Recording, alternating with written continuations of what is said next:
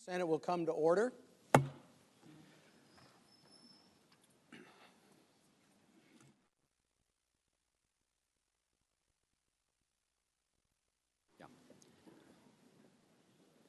The amendment is arguable by the parties for 2 hours, equally divided. Mr. Manager Schiff, are you a proponent or opponent? Proponent, Mr. Chief Justice. Thank you. And Mr. Cipollone? Opponent. Okay. Mr. Schiff, you have an hour, and we'll be able to reserve time for rebuttal.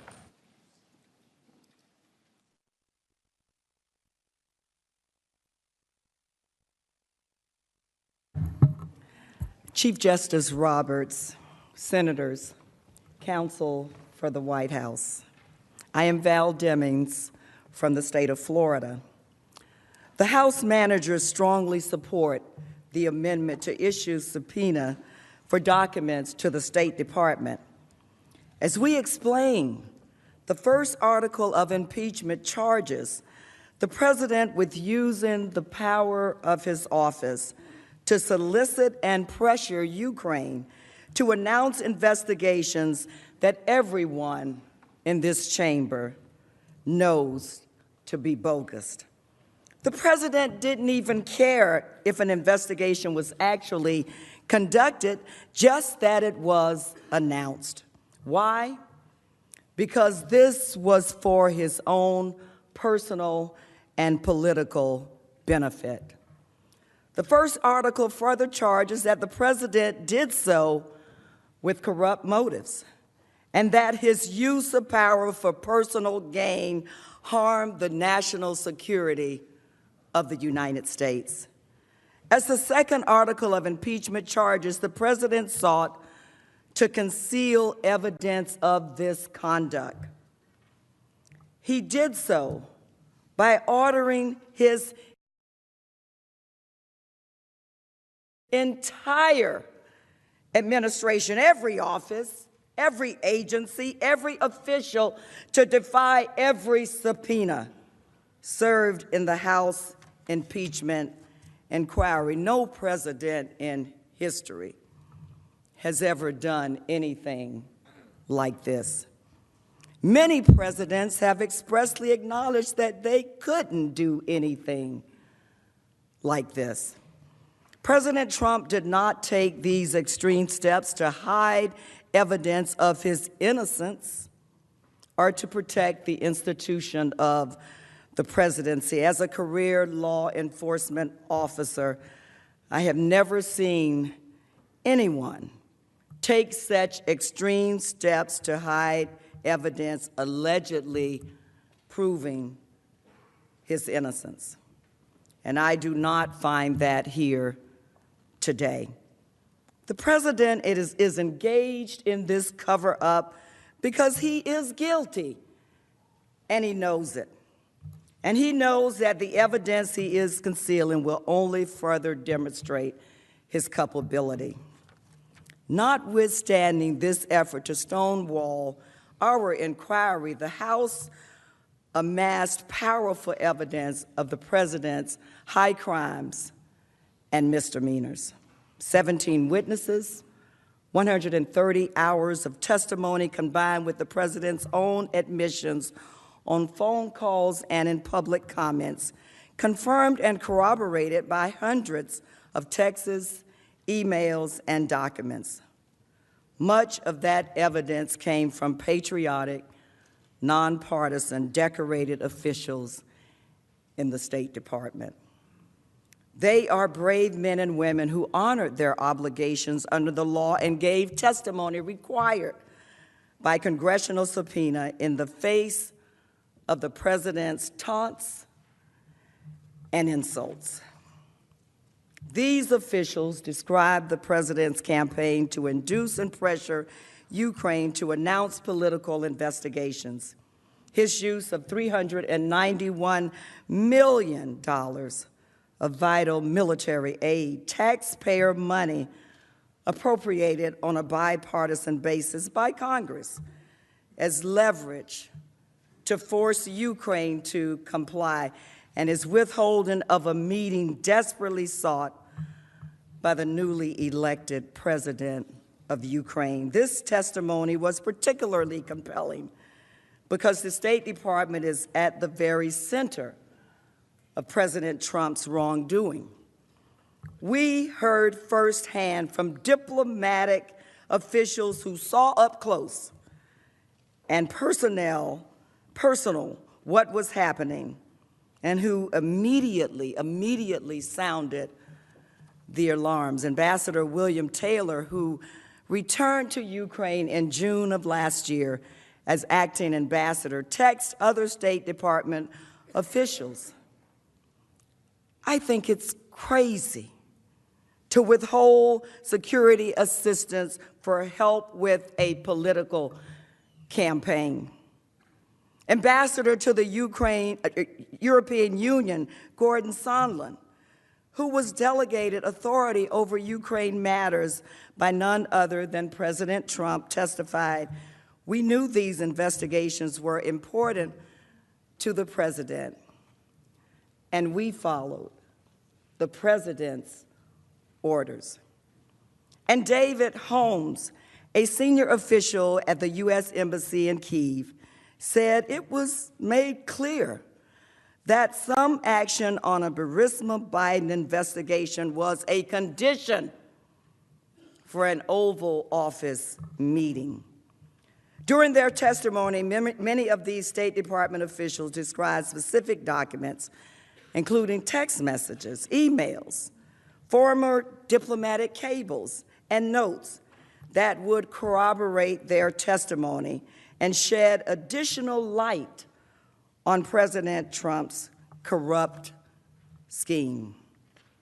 For instance, Ambassador Taylor, who raised concerns that military aid had been conditioned on the president's demand for political investigations, described a little notebook in which he would take notes on conversations he had with key officials. Ambassador Sondland referred by date and recipient to emails regarding the president's demand that Ukraine announce political investigations. As we'll see through emails that were sent to some of President Trump's top advisors, including acting White House Chief of Staff Mick Mulvaney, Secretary of State Michael Pompeo, and Secretary of Energy Rick Perry. Deputy Assistant Secretary of State George Kent, who oversaw Ukraine policy matters in Washington for the State Department, wrote at least 4 memos to file to document concerning conduct he witnessed or heard. And Ambassador Kurt Volker, the special representative for Ukraine negotiations, provided evidence that he and other American officials communicated with high-level Ukrainian officials, including President Zelensky himself, via text message and WhatsApp, about the president's improper demands and how Ukrainian officials would respond to them. Based on the testimony we received and on evidence that has since emerged, all of these documents and others that we will describe bear directly on the allegations set forth in the first article of impeachment. They would help complete our understanding of how the president's scheme unfolded in real time. They would support the conclusion that senior Ukrainian officials understood the corrupt nature of President Trump's demand, and they would further expose the extent to which Secretary Pompeo, Acting Chief of Staff Mick Mulvaney, and other senior Trump administration officials were aware of the president's plot and helped carry it out. We're not talking about a burdensome number of documents. We're talking about a specific, discrete set of materials held by the State Department. Documents the State Department has already collected in response to our subpoena, but has never produced. We know these materials exist. We know they are relevant, and we know the president is desperately trying to conceal them. As I will describe, the Senate should subpoena the following. Number one, WhatsApp and other text message communications. 2, emails. 3, diplomatic cables. And 4, notes. Given the significance and relevance of these documents, the House requested that they be provided. When these requests were denied, when our requests were denied, the House issued subpoenas commanding that the documents be turned over. But at the President's direction, the Department of State unlawfully defied that subpoena.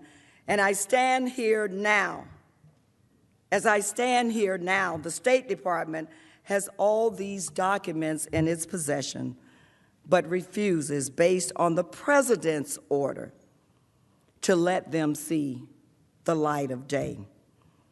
This is an affront to the House, which has full power to see these documents. It is an affront to the Senate, which has been denied a full record on which to judge the President's guilt or innocence, and it is an affront to the Constitution, which makes clearly that nobody, not even the President, is above the law. And it is an affront to the American people, who have a right to know what the President and his allies are hiding from them and why it is being hidden. In prior impeachment trials, this body has issued subpoenas requiring the recipient to hand over relevant documents. It must do so again here. And it must do so now at the beginning of the trial, not the end. Of course, the need for a Senate subpoena arises because, as I've noted, the President ordered the State Department to defy a subpoena from the House. At this point, I'd like to briefly describe our own efforts to get those materials. I'll then address in a more detailed fashion exactly what documents the State Department has hidden from the American people and why the Senate should require it to turn them over. On September 9th, exercising their Article I oversight authority, the House Investigating Committee sent a document request to the State Department. The committee sought materials related to the President's effort to pressure Ukraine to announce investigations into his political rival, as well as his dangerous, unexplained withholding of millions of dollars in vital military aid. After the State Department failed to produce any documents, the House Committee on Foreign Affairs issued a subpoena to the State Department on September 27th. In a letter on October 1st, Secretary Pompeo acknowledged receipt of the subpoena. At that time, he stated that he would respond to the committee's subpoena for documents by the return date, October 4th. But his response never came. Instead, on October 8th, President Trump's lawyer, writing on the President's behalf, issued a direction confirming that the administration would stonewall the impeachment inquiry. To date, the State Department has not produced a single document, not a single document in response to the congressional subpoena. But witnesses who testified indicated that the State Department had gathered all of the records and was prepared to provide them before the White House directed it to defy the subpoena. Notwithstanding this unlawful obstruction through the testimony of brave State Department employees, the House was able to identify with remarkable precision several categories of documents relevant to the first article of impeachment that are sitting right now. Right now, those documents are sitting right now at the State Department. I'd like to walk you through 4 key categories of documents that should be subpoenaed and which illustrate the highly relevant documents the State Department could produce immediately. They could produce them immediately for this trial. The first category consists of WhatsApps and other text messages from State Department officials caught up in these events, including Ambassadors Sondland and Taylor, and also Deputy Assistant Secretary George Kent, all three of whom confirm in their testimony that they regularly use WhatsApp to communicate with each other and foreign government officials. As Deputy Assistant Secretary Kent explained, WhatsApp is a dominant form of electronic communication in certain parts of the world. We know that the State Department possesses the records of WhatsApp and text messages from critical eyewitnesses to these proceedings, including from Ambassador Sondland and Taylor and Deputy Assistant Secretary Kent.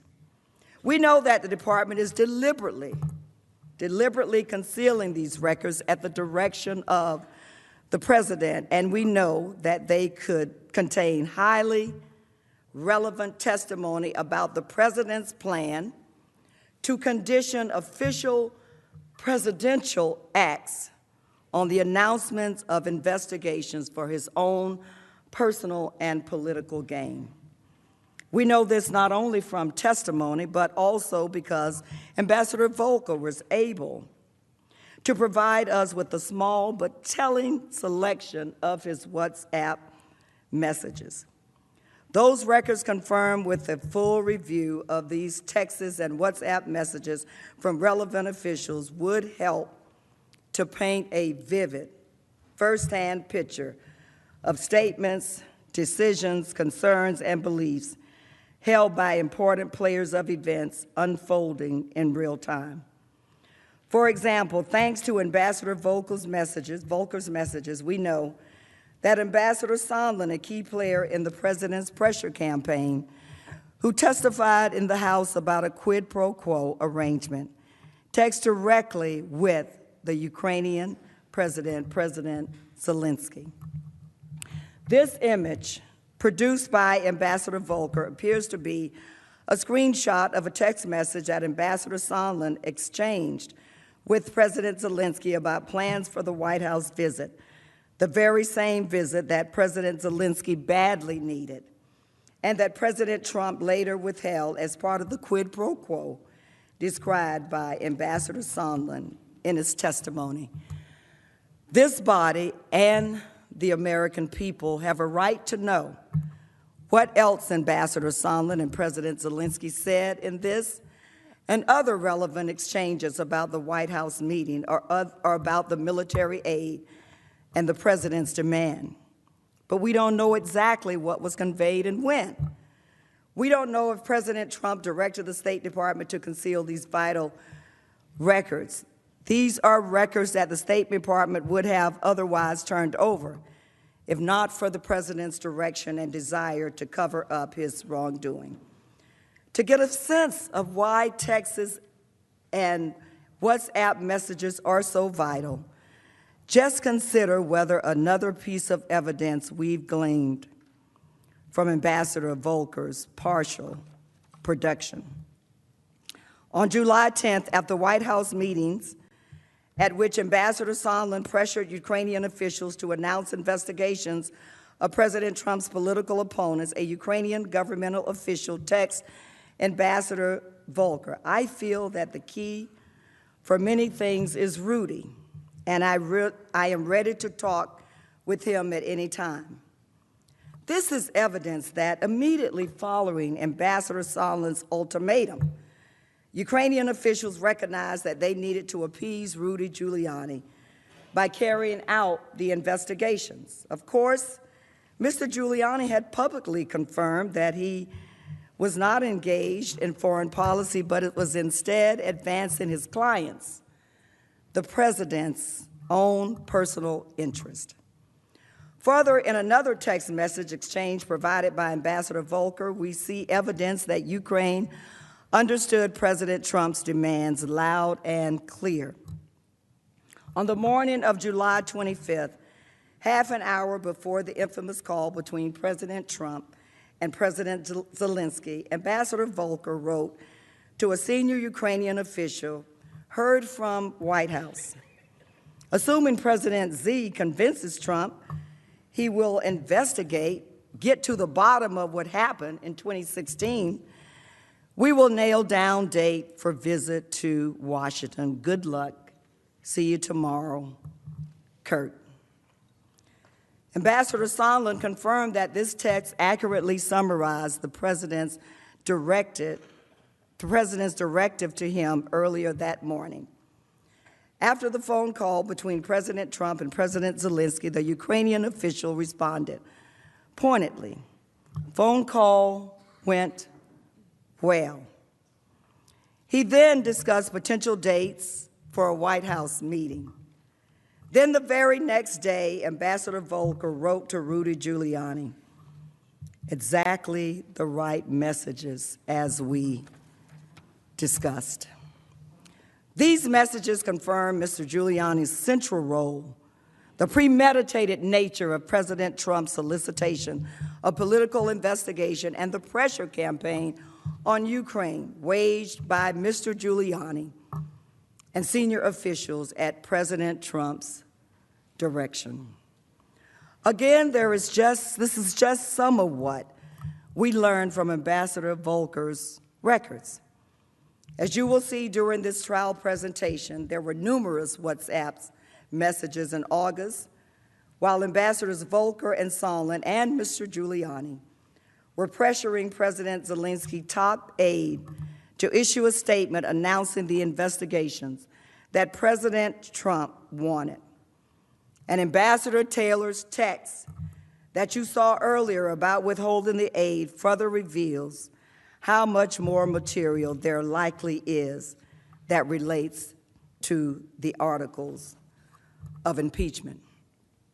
There can be no doubt that a full production of relevant texts and WhatsApp messages from other officials involved in Ukraine and in touch with Ukrainian officials, including Ambassador Sondland, Ambassador Taylor, and Deputy Assistant Secretary Kent, would further illuminate the malfeasance addressed in our first article.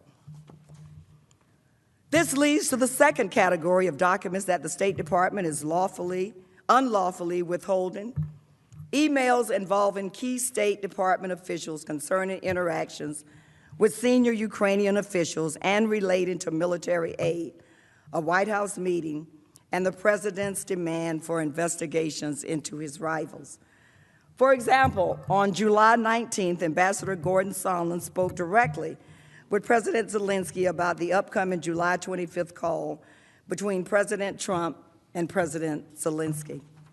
Ambassador Sondland then sent an email updating key officials about Secretary Pompeo, including Secretary Pompeo, acting White House Chief of Staff Mulvaney, and his senior advisor, Robert Blair.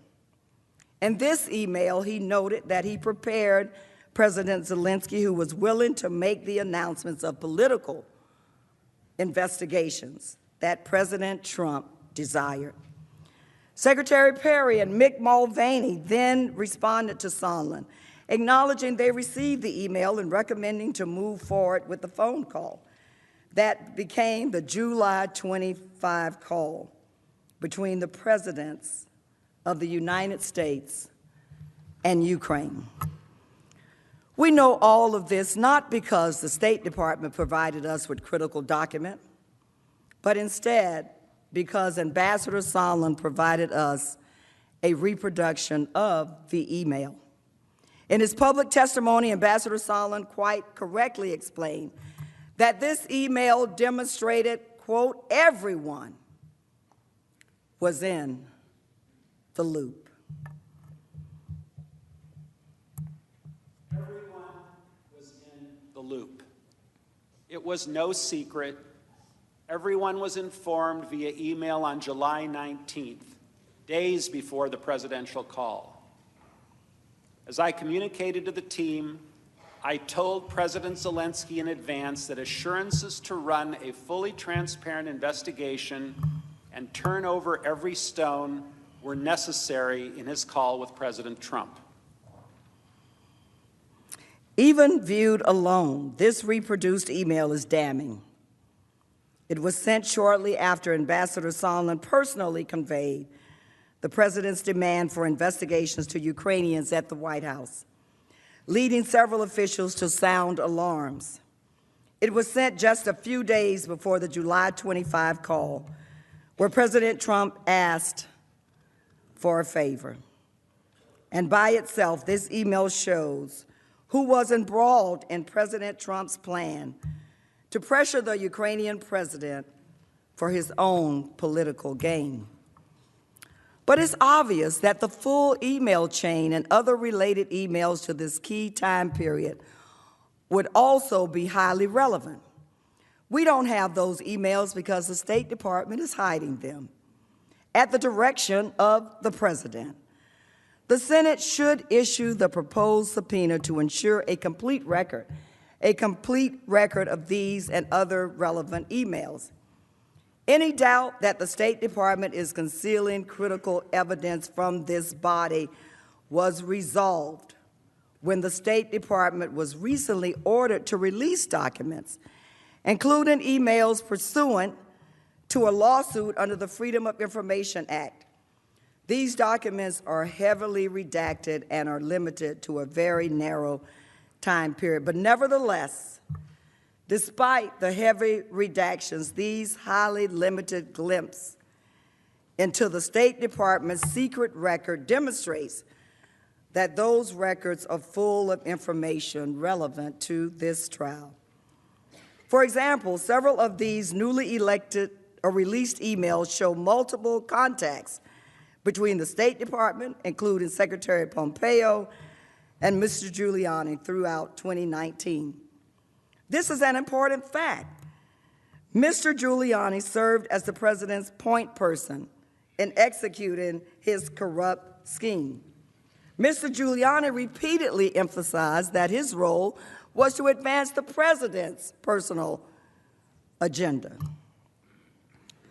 The president's political interests, not to promote the national security interest of the United States.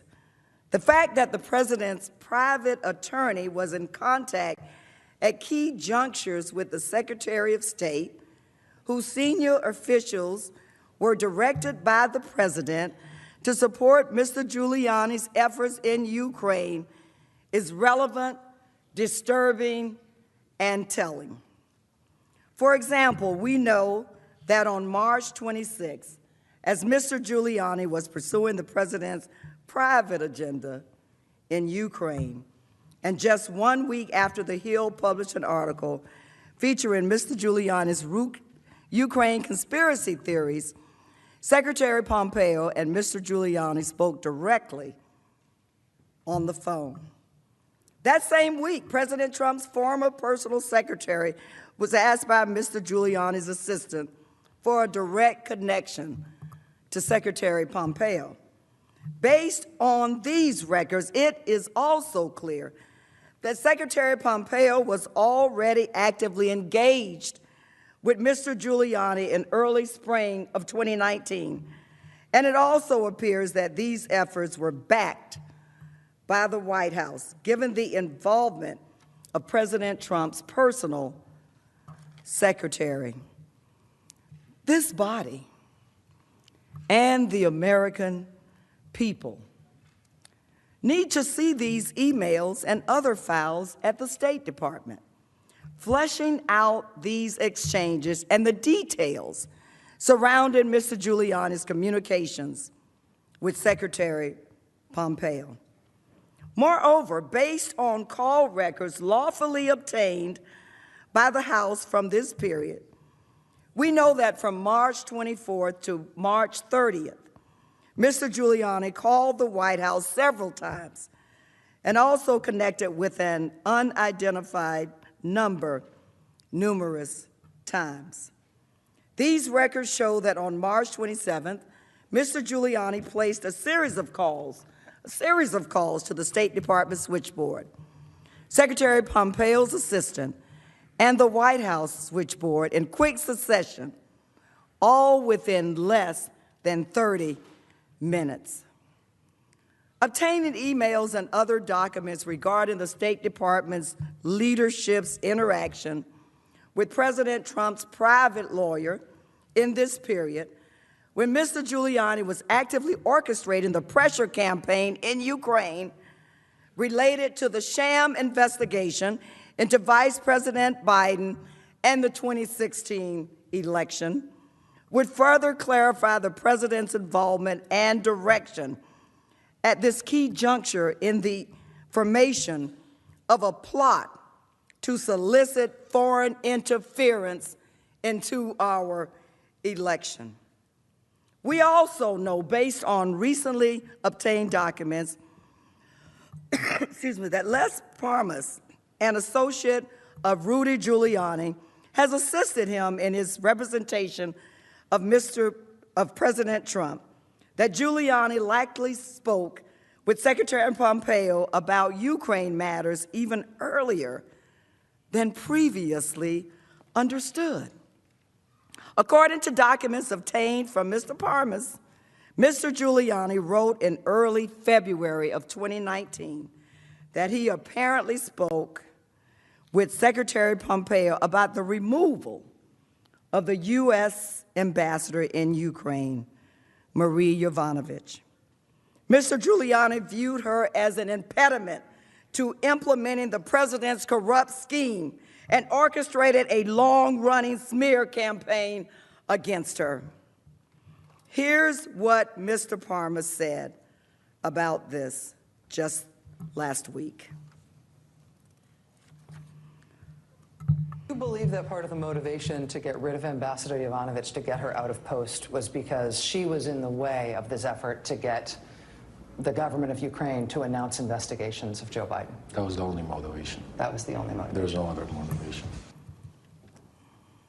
These are just some of the email communications that we know.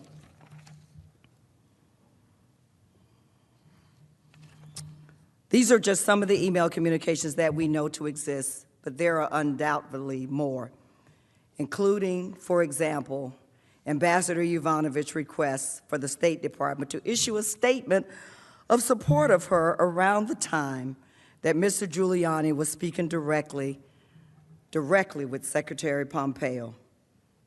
But that statement never came.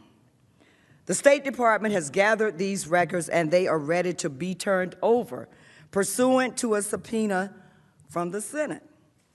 It would not be a time-consuming or lengthy process to obtain them, and there are clearly important and relevant documents to the president's scheme.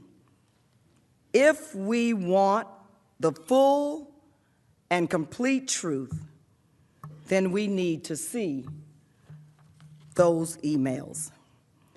The Senate should also seek a third item that the State Department has refused to provide, and that's Ambassador Taylor's extraordinary first-person diplomatic cable to Secretary Pompeo dated August 29 and sent at the recommendation of the National Security Advisor, John Bolton, in which Ambassador Taylor strenuously objected to the withholding of military aid from Ukraine, as Ambassador Taylor recounted in his deposition. Near the end of Ambassador Bolton's visit, I asked to meet him privately, during which I expressed to him my serious concern about the withholding of military assistance to Ukraine while the Ukrainians were defending their country from Russian aggression. Ambassador Bolton recommended that I send a first-person cable to Secretary Pompeo directly, relaying my concerns. I wrote and transmitted such a cable on August 29th, describing the folly I saw in withholding military aid to Ukraine at a time when hostilities were still active in the East and when Russia was watching closely to gauge the level of American support for the Ukrainian government. The Russians, as I said at my deposition, would love to see the humiliation of President Zelensky at the hands of the Americans. I told the Secretary that I could not and would not defend such a policy. Although I received no specific response, I heard that soon thereafter, the Secretary carried the cable with him to a meeting at the White House focused on security assistance for Ukraine. While we know from Ambassador Taylor and Deputy Assistant Secretary Kent that the cable was received, We do not know whether or how the State Department responded, nor do we know if the State Department possesses any other internal records relating to this cable. This cable is vital for 3 reasons. First, it demonstrates the harm that President Trump did to our national security when he used foreign policy as an instrument of his own personal political gain. Second, on the same day the cable was sent, President Zelensky's senior aide told Ambassador Taylor that he was very concerned about the hold on military assistance. He added that the Ukrainians were just desperate at it to be released. In other words, President Trump's effort to use military aid to apply additional pressure on Ukraine was working. And finally, based on reporting by the New York Times, we now know that within days of Ambassador Taylor sending this cable, President Trump discussed Ukrainian security assistance with Secretary Pompeo, Defense Secretary Esper, and National Security Advisor Bolton. The investigation uncovered testimony that Secretary Pompeo brought Ambassador Taylor's cable to the White House. Perhaps it was during this meeting. There, perhaps prodded by Ambassador Taylor's cable, all 3 of them pleaded with the president to resume the crucial military aid. Yet the president refused. This body has a right to see Ambassador Taylor's cable as well as the other State Department records addressing the official response to it. Although it may have been classified at the time, the State Department could no longer claim that the topic of security assistance remains classified today in light of the president's decision to declassify his 2 telephone calls with President Zelensky and Mr. Mulvaney's public statements about security assistance. The 4th category of documents that the Senate should subpoena are contemporaneous first-person accounts from State Department officials who were caught up in President Trump's corrupt scheme. These documents, which were described in detail by Deputy Assistant Secretary Kent, Ambassador Taylor, and political officer David Holmes, would help complete the record and clarify how the president's scheme unfolded in real time and how the Ukrainians reacted. Mr. Kent wrote notes or memos to file at least 4 times, according to his testimony. Ambassador Taylor took extensive notes of nearly every conversation he had, some in a little notebook.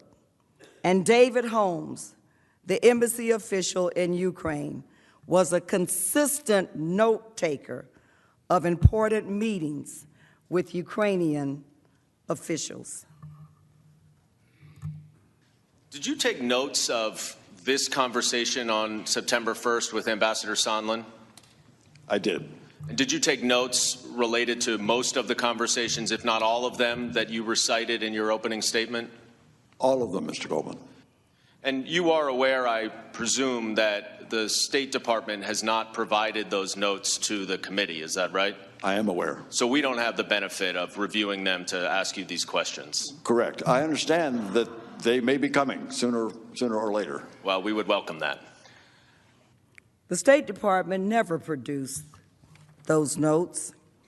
As another example, Deputy Assistant Secretary Kent testified about a key document that he drafted on August 16th, describing his concerns that the Trump administration was attempting to pressure Ukraine into opening politically motivated investigations.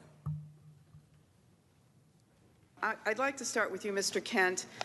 In your testimony, you said that you had, in mid-August, it became clear to me that Giuliani's efforts to gin up politically motivated investigations were now infecting U.S. engagement with Ukraine, leveraging President Zelensky's desire for a White House meeting. Mr. Kent, did you actually write a memo documenting your concerns that there was an effort underway to pressure Ukraine to open an investigation to benefit President Trump? Yes, ma'am. I wrote a memo to the file on August 16th. But we don't have access to that memo, do we? I submitted it to the State Department subject to the September 27th subpoena. And we have not received one piece of paper from the State Department relative to this investigation. Deputy Assistant Secretary Kent also memorialized a September 15 conversation at which Ambassador Taylor described a Ukrainian official accusing America of hypocrisy for advising President Zelensky against investigating a prior Ukrainian president. Mr. Kent described that conversation during his testimony.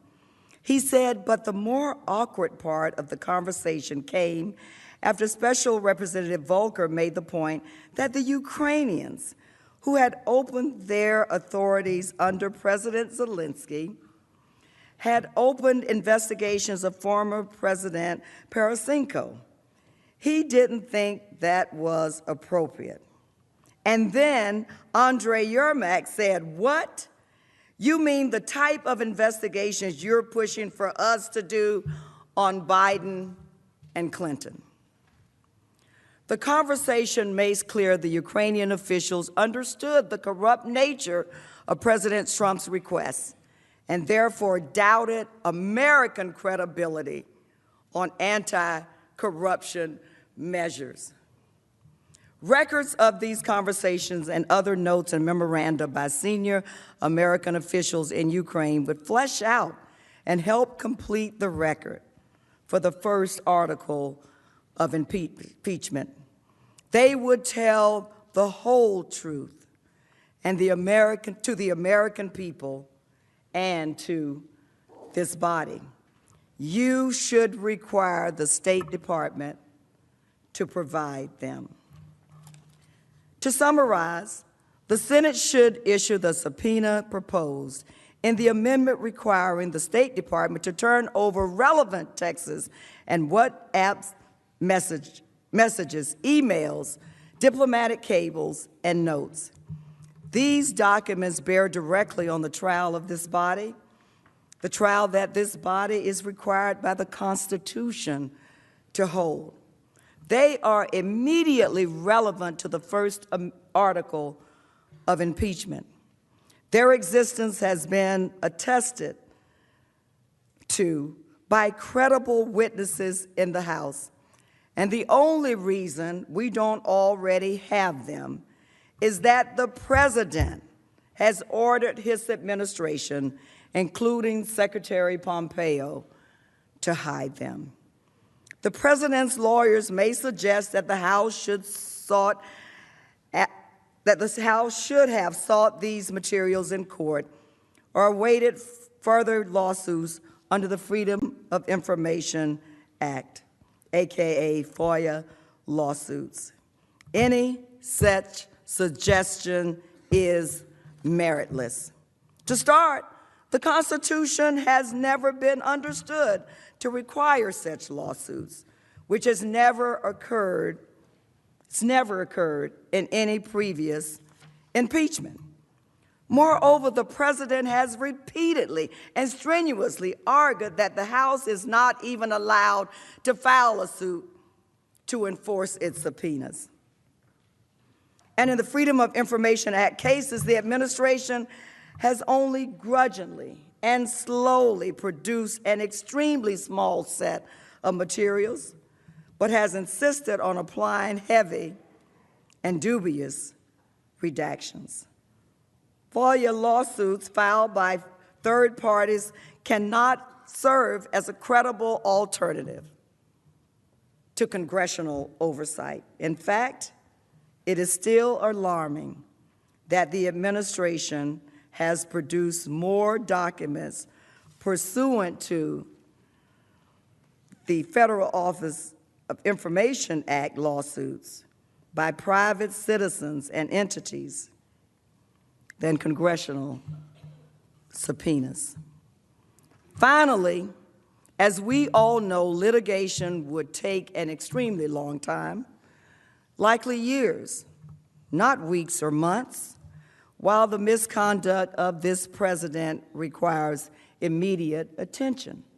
The misconduct of this president requires immediate attention if this body is truly committed to a fair trial. It cannot let the president play a game of keep away and dictate what evidence the senators can and cannot see bearing on his guilt or innocence. This body cannot permit him to hide all the evidence while disingenuously insisting on lawsuits that he doesn't actually think we can file, ones that he knows won't be resolved until after the election. He is trying to cheat to win.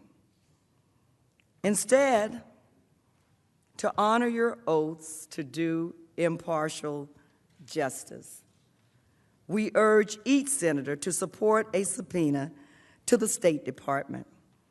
And that subpoena should be issued now, at the beginning of the trial, rather than at the end, so these documents can be reviewed and their importance weighed by the parties, the Senate, and by the American people. That is how things work in every courtroom in the nation.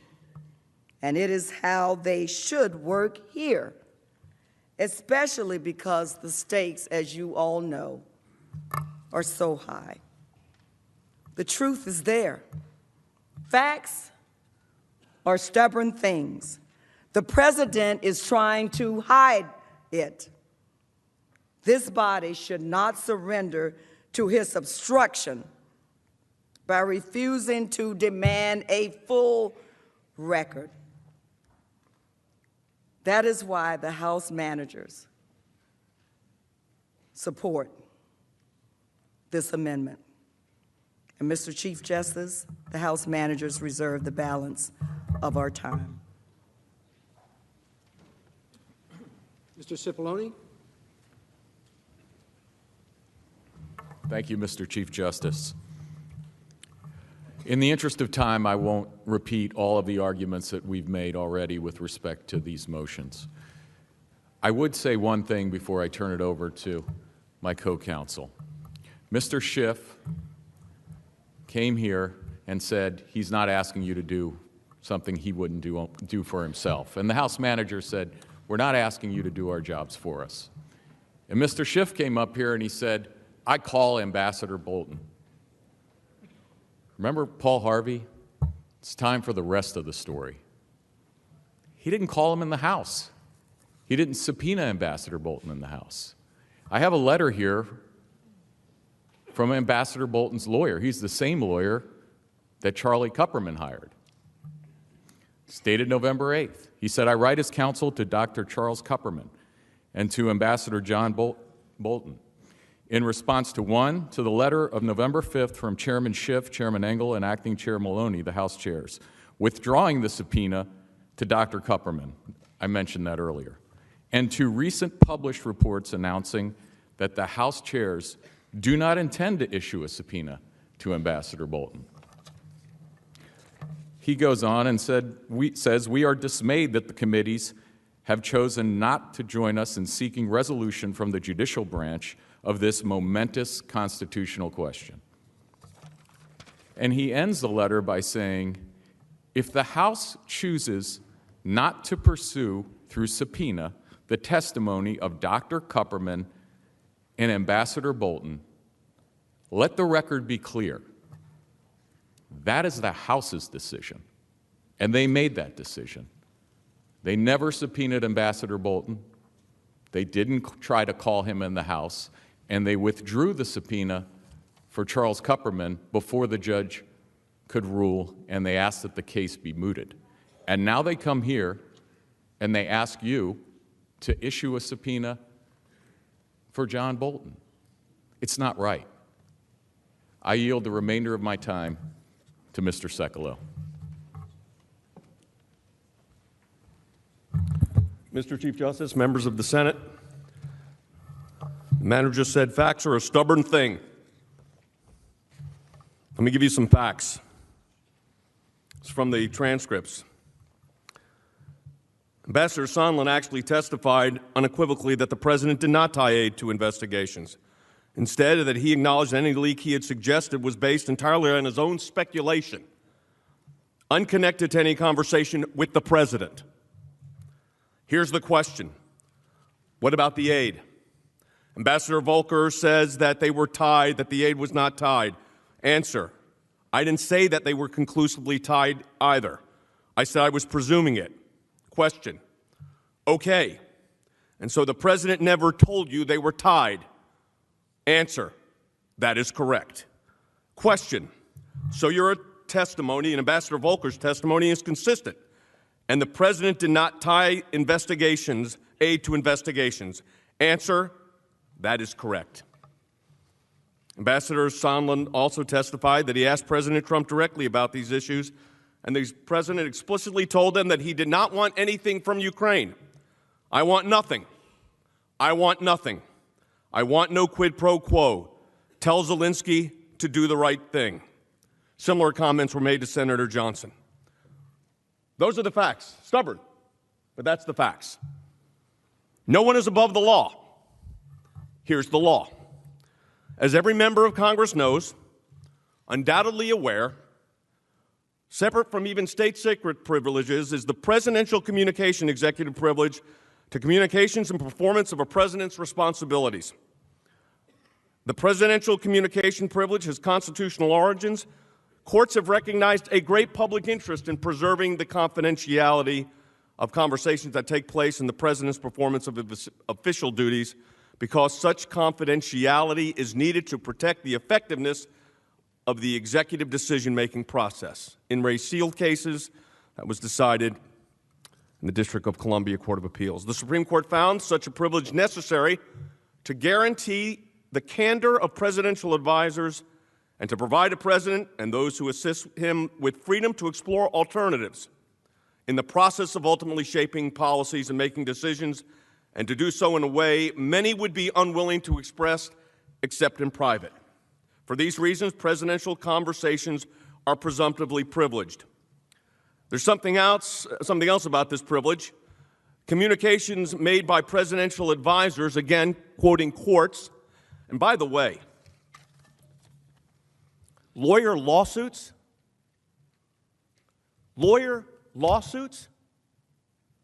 we're talking about the impeachment of a president of the United States, duly elected. And the managers are complaining about lawyer lawsuits? The Constitution allows lawyer lawsuits. It's disrespecting the Constitution of the United States to even say that in this chamber. Lawyer lawsuits. Here's the law. Communications made by presidential advisors in the course of preparing advice for the president come under the presidential communications privilege, even when these communications are not made directly to the president. Even when they're not made directly to the president, advisor to advisor. Given the need to provide sufficient elbow room for advisors to obtain information from all knowledgeable sources, the privilege must apply both to communications which these advisors solicit and receive from others, as well as those they authorize themselves. The privilege must also extend to communications authored or received in response to solicitations by members of a presidential advisor's staff, since in many instances, advisors must rely on their staffs to investigate an issue and formulate advice given to the president. Lawsuits. The Constitution. A dangerous moment for America when an impeachment of a president of the United States is being rushed through because of lawyer lawsuits. The Constitution allows it if necessary. The Constitution demands it if necessary. Thank you, Mr. Chief Justice.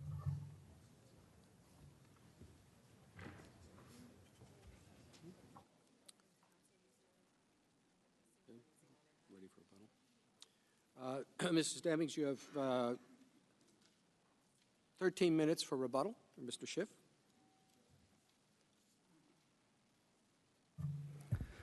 Thank you, Mr. Chief Justice. Let me just respond to some of my colleagues' points, if I can.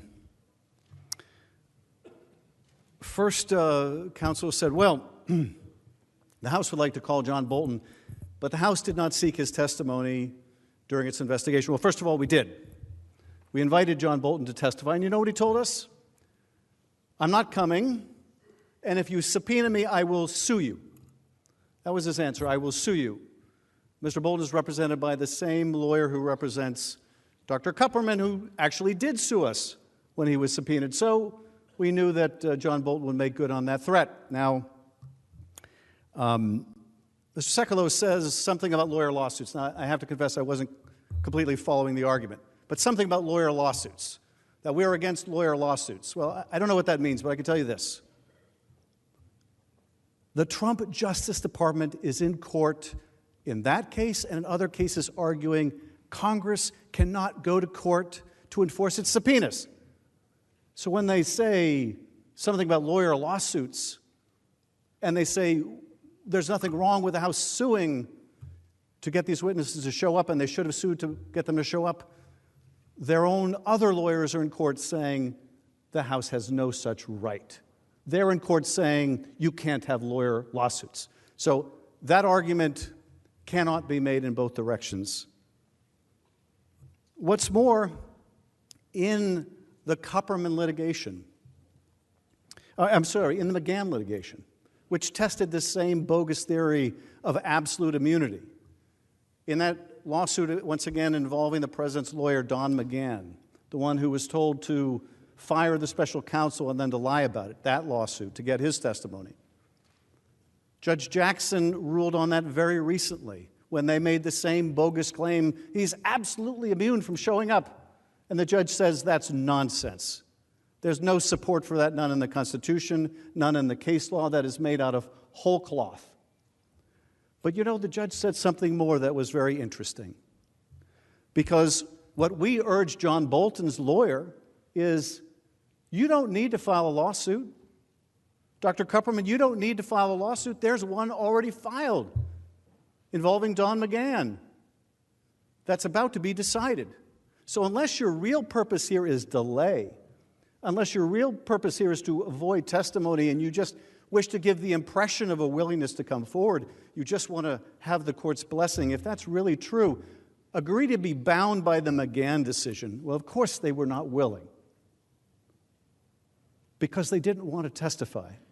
Now, for whatever reason, John Bolton is now willing to testify. I don't know why that is. Maybe it's because he has a book coming out. Maybe it's because it will be very hard to explain why he was unwilling to share important information with the Senate, that he couldn't show up for a House deposition or interview because he would need court permission to do it, but he can put it in a book. I don't know. I can't speak to his motivation. But I can tell you he's willing to come now, if you're willing to hear him. But of course, they weren't willing to be bound by that court decision in McGahn, but the court said something very interesting, because one of the arguments they had been making, one of the arguments that John Bolton's lawyer had been making as to why they needed their own separate litigation was, well, John Bolton and Dr. Kupperman, they're national security people, and Don McGahn is just the White House counsel. No offense to the White House counsel, but apparently you have nothing to do with national security. And so they couldn't be bound by what the court in the McGahn case said. Well, the judge in the McGahn case said, this applies to national security stuff too. So we do have a court decision, and what's more, we have the court decision in the Harriet Miers case in the George W. Bush administration, where likewise the court made short shrift of this claim of absolute, complete, and total immunity. Now, there were also comments made about Ambassador Volker's testimony by Mr. Sekulow. And it was along these lines. Ambassador Volker said the president never told him that the aid was being conditioned, or the meeting was being conditioned on Ukraine doing these sham investigations. Well, I guess that's case closed. Unless the president told everyone, called them into their office and said, hey, I'm going to tell you now, and then I'm going to tell you now. If he didn't tell everyone, I guess it's case closed. Well, you know who the president did tell, among others? He told Mick Mulvaney. Mick Mulvaney went out on national television and said, yes, they discussed it. This investigation, this Russian narrative that it wasn't Ukraine that intervened in 2016, it was Russia. I'm sorry, it wasn't Russia, it was Ukraine. Yes, that bogus 2016 theory, yes, they discussed it. Yes, that was part of the reason why they withheld the money. And when reporters said, well, you're kind of describing a quid pro quo, his answer was, yeah, get used to it or get over it. We do it all the time. Now, they haven't said they want to hear from Mick Mulvaney. I wonder why. The president did talk to Mick Mulvaney about it. Wouldn't you like to hear what Mick Mulvaney has to say? I mean, if you really want to get to the bottom of this, if they're really challenging the fact that the president conditioned $400 million of military aid to an ally at war, if Mick Mulvaney has already said publicly that he talked to the president about it, and this is part of the reason why, don't you think you should hear from him? Don't you think impartial justice requires you to hear from him? Now, counsel also referred to Ambassador Sondland, and Sondland saying, well, the president told me there was no quid pro quo. Now, of course, at the time the president said to Sondland, no quid pro quo, he became aware of the whistleblower complaint, presumably by Mr. Cipollone. And so the president knew that this was going to come to light. On the advice, apparently, of Mr. Cipollone, or maybe others, the Director of National Intelligence, for the first time in history, withheld a whistleblower complaint from Congress, its intended recipient. But nonetheless, the White House was aware of that complaint. We launched our own investigations. Yes, they got caught, and in the midst of being caught, what does he say? It's called a false exculpatory. For those people at home, that's a fancy word of saying it's a false, phony alibi. No quid pro quo. He wasn't even asked the question, was there a quid pro quo? He just blurted it out. That's the defense, that the president denies it. And what's more interestingly, he didn't tell you about the other half of that conversation where the president says no quid pro quo. He says no quid pro quo, but Zelensky needs to go to the mic, and he should want to do it, which is the equivalent of saying no quid pro quo except the quid pro quo. And here's what the quid pro quo is. He needs to go to the mic, and he should want to do it. That's their alibi? They didn't also mention, of course, and you'll hear about this during the trial if we have a real trial. Ambassador Sondland also said that we're often asked, was there a quid pro quo? The answer is yes, there was a quid pro quo. There was an absolute quid pro quo. And what's more, when it came to the military aid, it was as simple as 2 + 2. Well, I'll tell you something. We're not the only people who can add up 2 + 2. There are millions of people watching this can add up 2 + 2 also. When the president tells his chief of staff we're holding up the aid because of this, as the chief of staff admitted, when the president gives no plausible or other explanation for holding up aid that you all and we all supported and voted on a very bipartisan way, has no explanation for it, when in that call he never brings up corruption except the corruption he wants to bring about, it doesn't take a genius, it doesn't take Albert Einstein to add 2 + 2. It equals 4, in this case it equals guilt.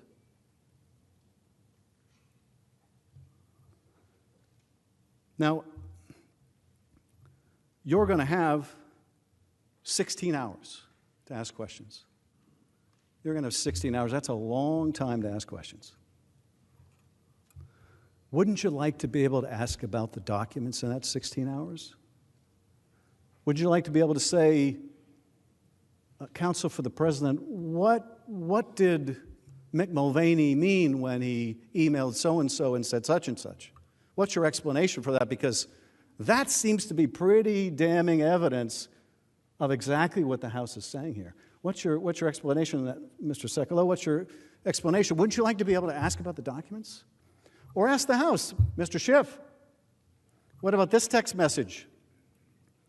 Doesn't that suggest such as what the president is arguing? Wouldn't you like to be able to ask me that question or my colleagues? I think you would. I think you should. But the backwards way this resolution is drafted, you get 16 hours to ask questions about documents you've never seen. And then you know what's more? If you do decide at that point, after the trial is essentially over, that you do want to see the documents after all, and the documents are produced, you don't get another 16 hours. You don't get 16 minutes. You don't get 16 seconds to ask about those documents. Does that make any sense to you? Does that make any sense at all?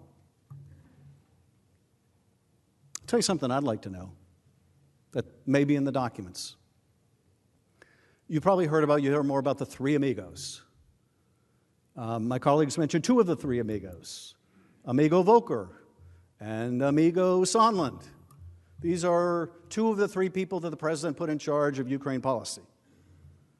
The third amigo is Secretary Rick Perry, the former Secretary of Energy. Well, we know from Amigo Sondland's testimony that he was certainly in the loop and knew exactly all about this scheme. And we know from Ambassador Volker's testimony and his text messages and his WhatsApps that amigo was in the loop. What about the third amigo? Wouldn't you like to know if the third amigo was in the loop? Now, as my colleagues will explain, when we get to the Department of Energy records, that, well, surprisingly, we didn't get those either. But any communication between the Department of Energy and the Department of State is covered by this amendment. Wouldn't you like to know? Don't you think the American people have a right to know what the third amigo knew about this scheme? I'd like to know. I think you should be able to ask questions about it in your 16 hours. At the end of the day, I guess I'll finish with something Mr. Sekulow said. He said, this was a dangerous moment because we're trying to rush through this somehow. It is a dangerous moment, but we're not trying to rush through this trial. We're actually trying to have a real trial here. It's the president that's trying to rush through this. And I have to tell you that whatever you decide here, and maybe this is wasted breath and maybe it's already decided, but whatever you decide here, I don't know who the next president's going to be. Maybe it'll be someone in this chamber.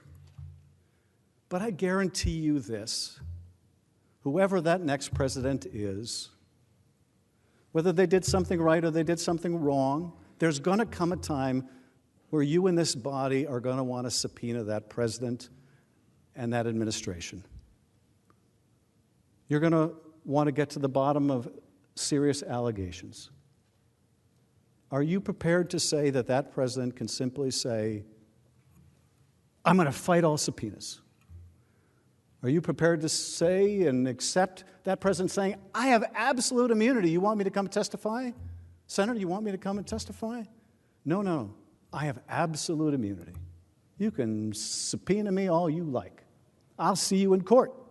And when you get to court, I'm going to tell you, you can't see me in court. Are you prepared for that? That's what the future looks like. Don't think this is the last president if you allow this to happen. That's going to allow this to take place. Your time Mr. is Justice, expired. I yield back. I thank you.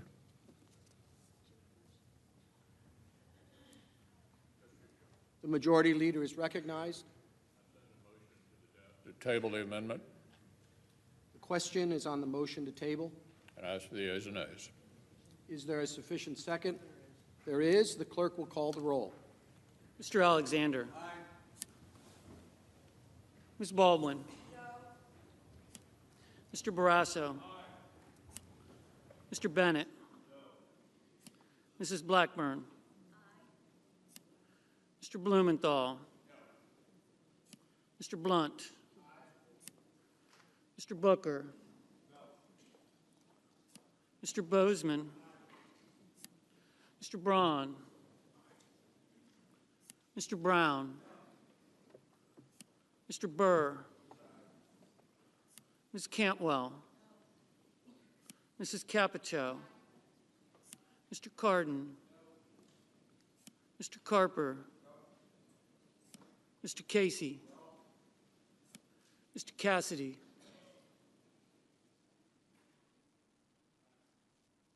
Ms. Collins. Mr. Coons. Mr. Cornyn. Ms. Cortez Masto. Mr. Cotton. Mr. Kramer. Mr. Crapo. Mr. Cruz. Mr. Daines. Ms. Duckworth. Mr. Durbin. Mr. Enzi. Ms. Ernst. Mrs. Feinstein. Mrs. Fisher. Mr. Gardner. Mrs. Gillibrand. Mr. Graham. Mr. Grassley. Ms. Harris. Ms. Hassan. Mr. Hawley. Mr. Heinrich. Ms. Hirono. Mr. Hoven. Mrs. Hyde-Smith. Mr. Inhofe. Mr. Johnson. Mr. Jones. Mr. Kane. Mr. Kennedy. Mr. King. Ms. Klobuchar. Mr. Langford. Mr. Leahy. Mr. Lee. Mrs. Loeffler. Mr. Manchin. Mr. Markey. Mr. McConnell. Ms. McSally. Mr. Menendez. Mr. Merkley.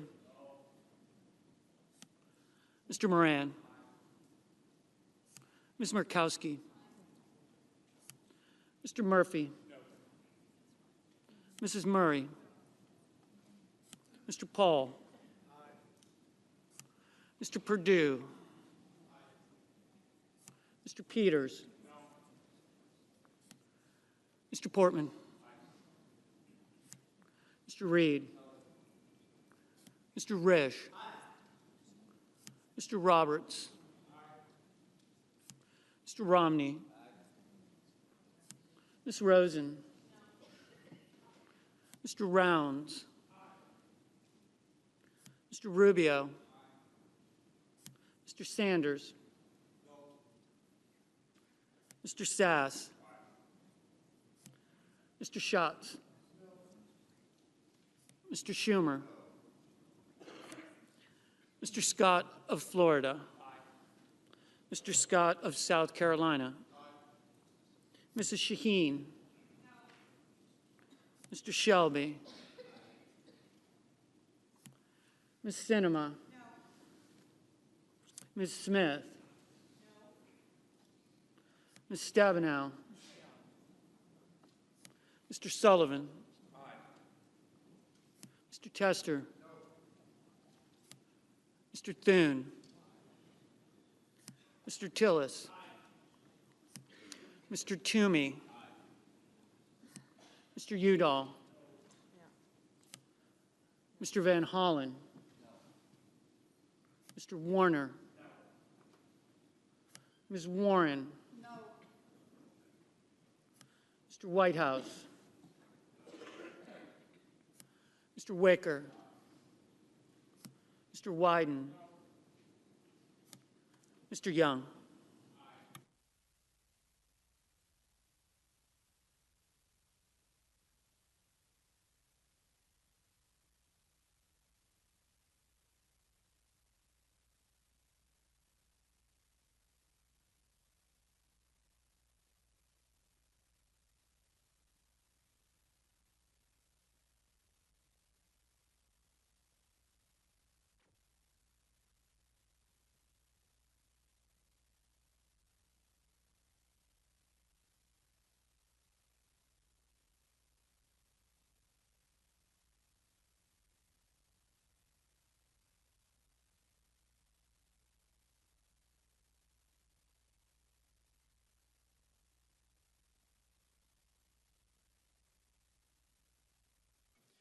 Is there anyone wishing to vote or change their vote?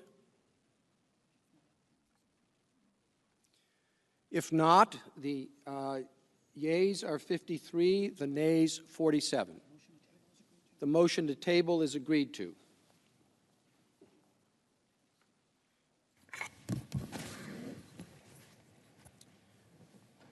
The Democratic leader is recognized.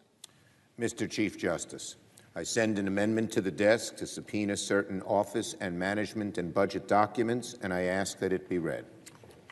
The clerk will read the amendment.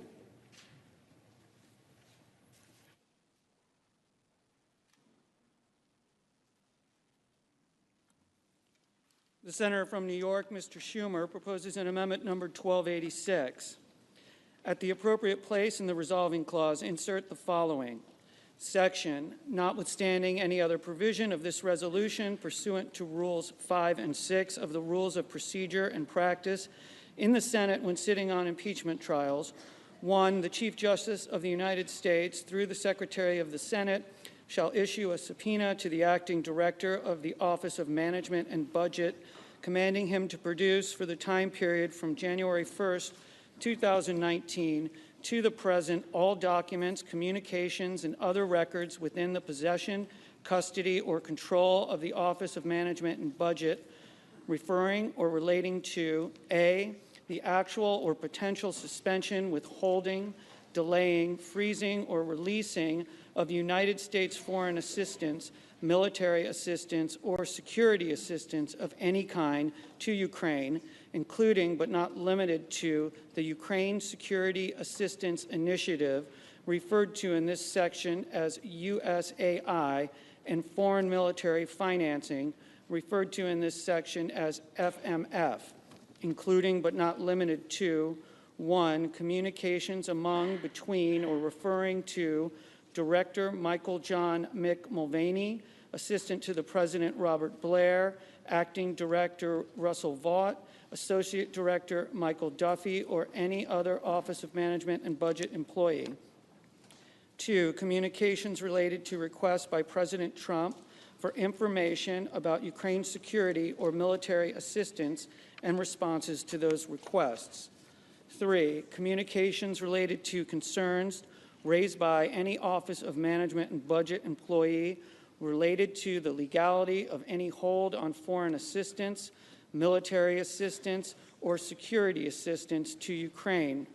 4, communications sent to the Department of State regarding a hold or block on congressional notifications regarding the release of FMF funds to Ukraine. 5, communications between 1, officials at the Department of Defense, including but not limited to Undersecretary of Defense Elaine McCusker, and 2, Associate Director Michael Duffy, Deputy Associate Director Mark Sandy, or any other Office of Management and Budget employee.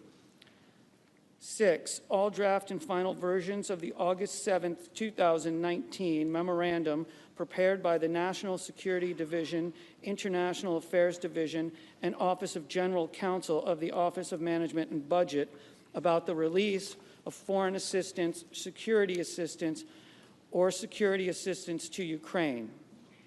7, the Ukrainian government's knowledge prior to August 28, 2019, of any actual or potential suspension, withholding, delaying, freezing, or releasing of United States foreign assistance, military assistance, or security assistance to Ukraine, including all meetings, calls, or other engagement with Ukrainian officials regarding potential or actual suspensions, holds, or delays in United States assistance to Ukraine. B, communications, opinions, advice, counsel, approvals, or concurrences provided by any employee in the Office of Management and Budget regarding the actual or potential suspension, withholding, delaying, freezing, or releasing of security assistance to Ukraine, including legality under the Impoundment Control Act.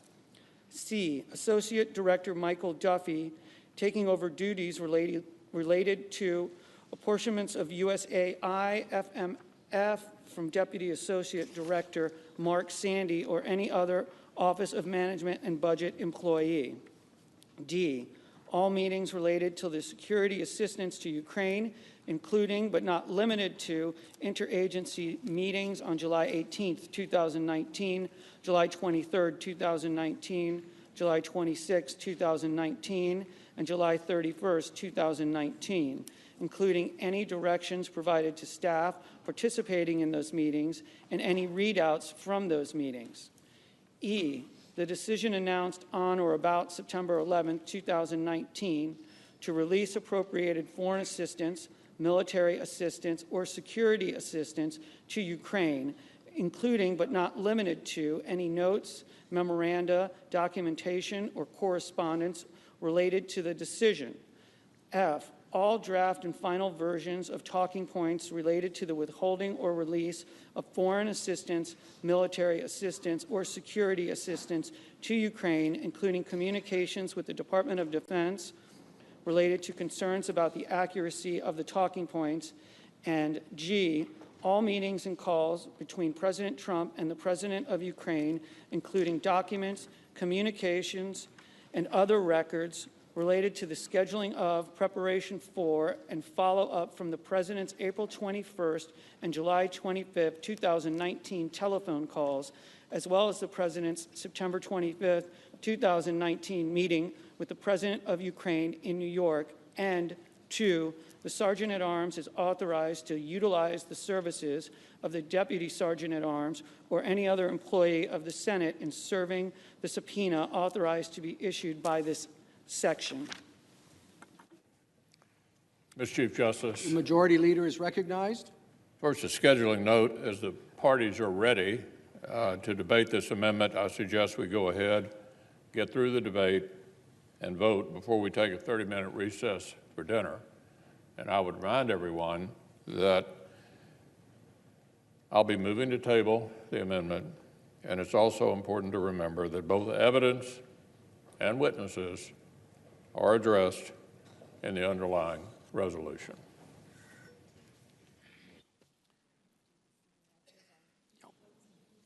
Thank you. The amendment is arguable by the parties for 2 hours, equally divided. Mr. Manager Schiff, are you a proponent or opponent of the motion? Proponent. Mr. Cipollone, are you a proponent or opponent?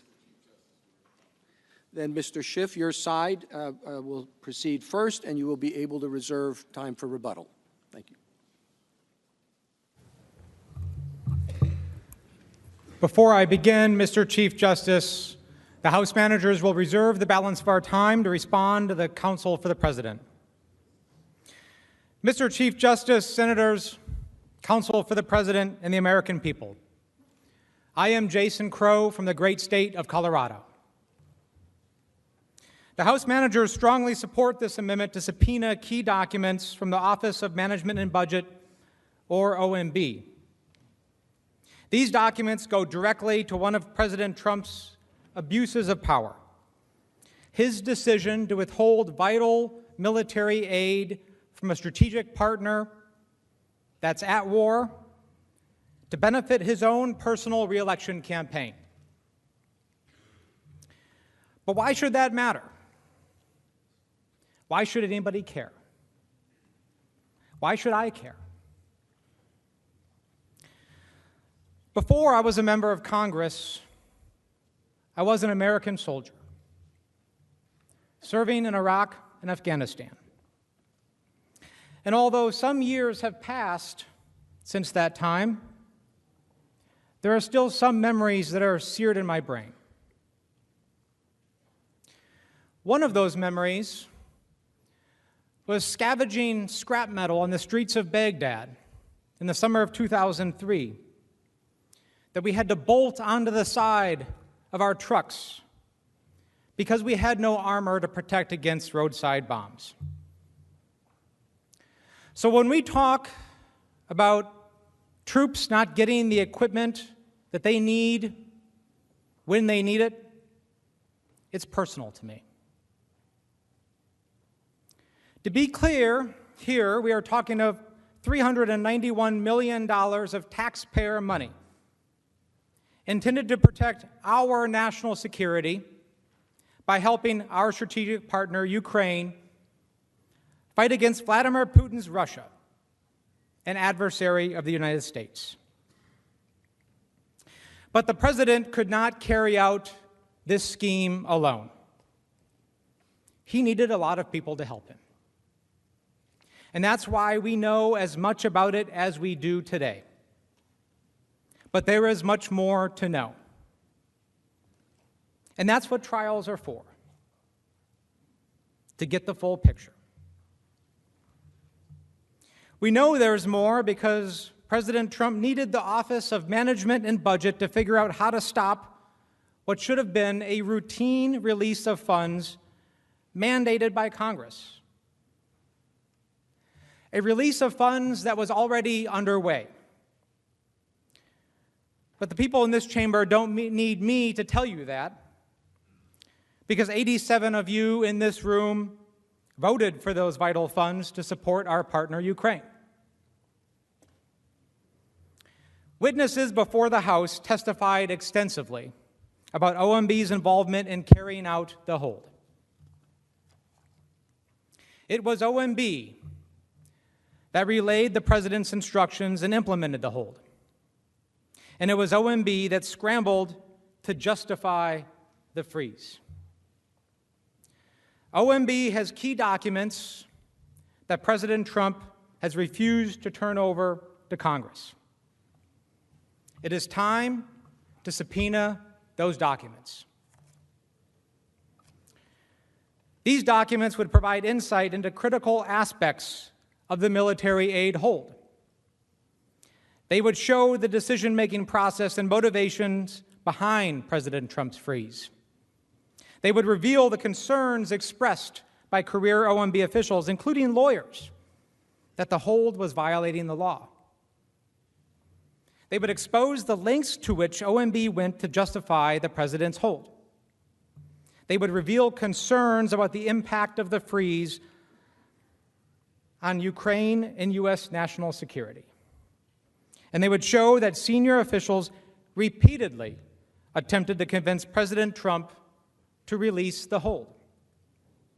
In short, they would show exactly how the president carried out the scheme to use our national defense funds to benefit his personal political campaign. We are not speculating about the existence of these documents. We are not guessing what the documents might show.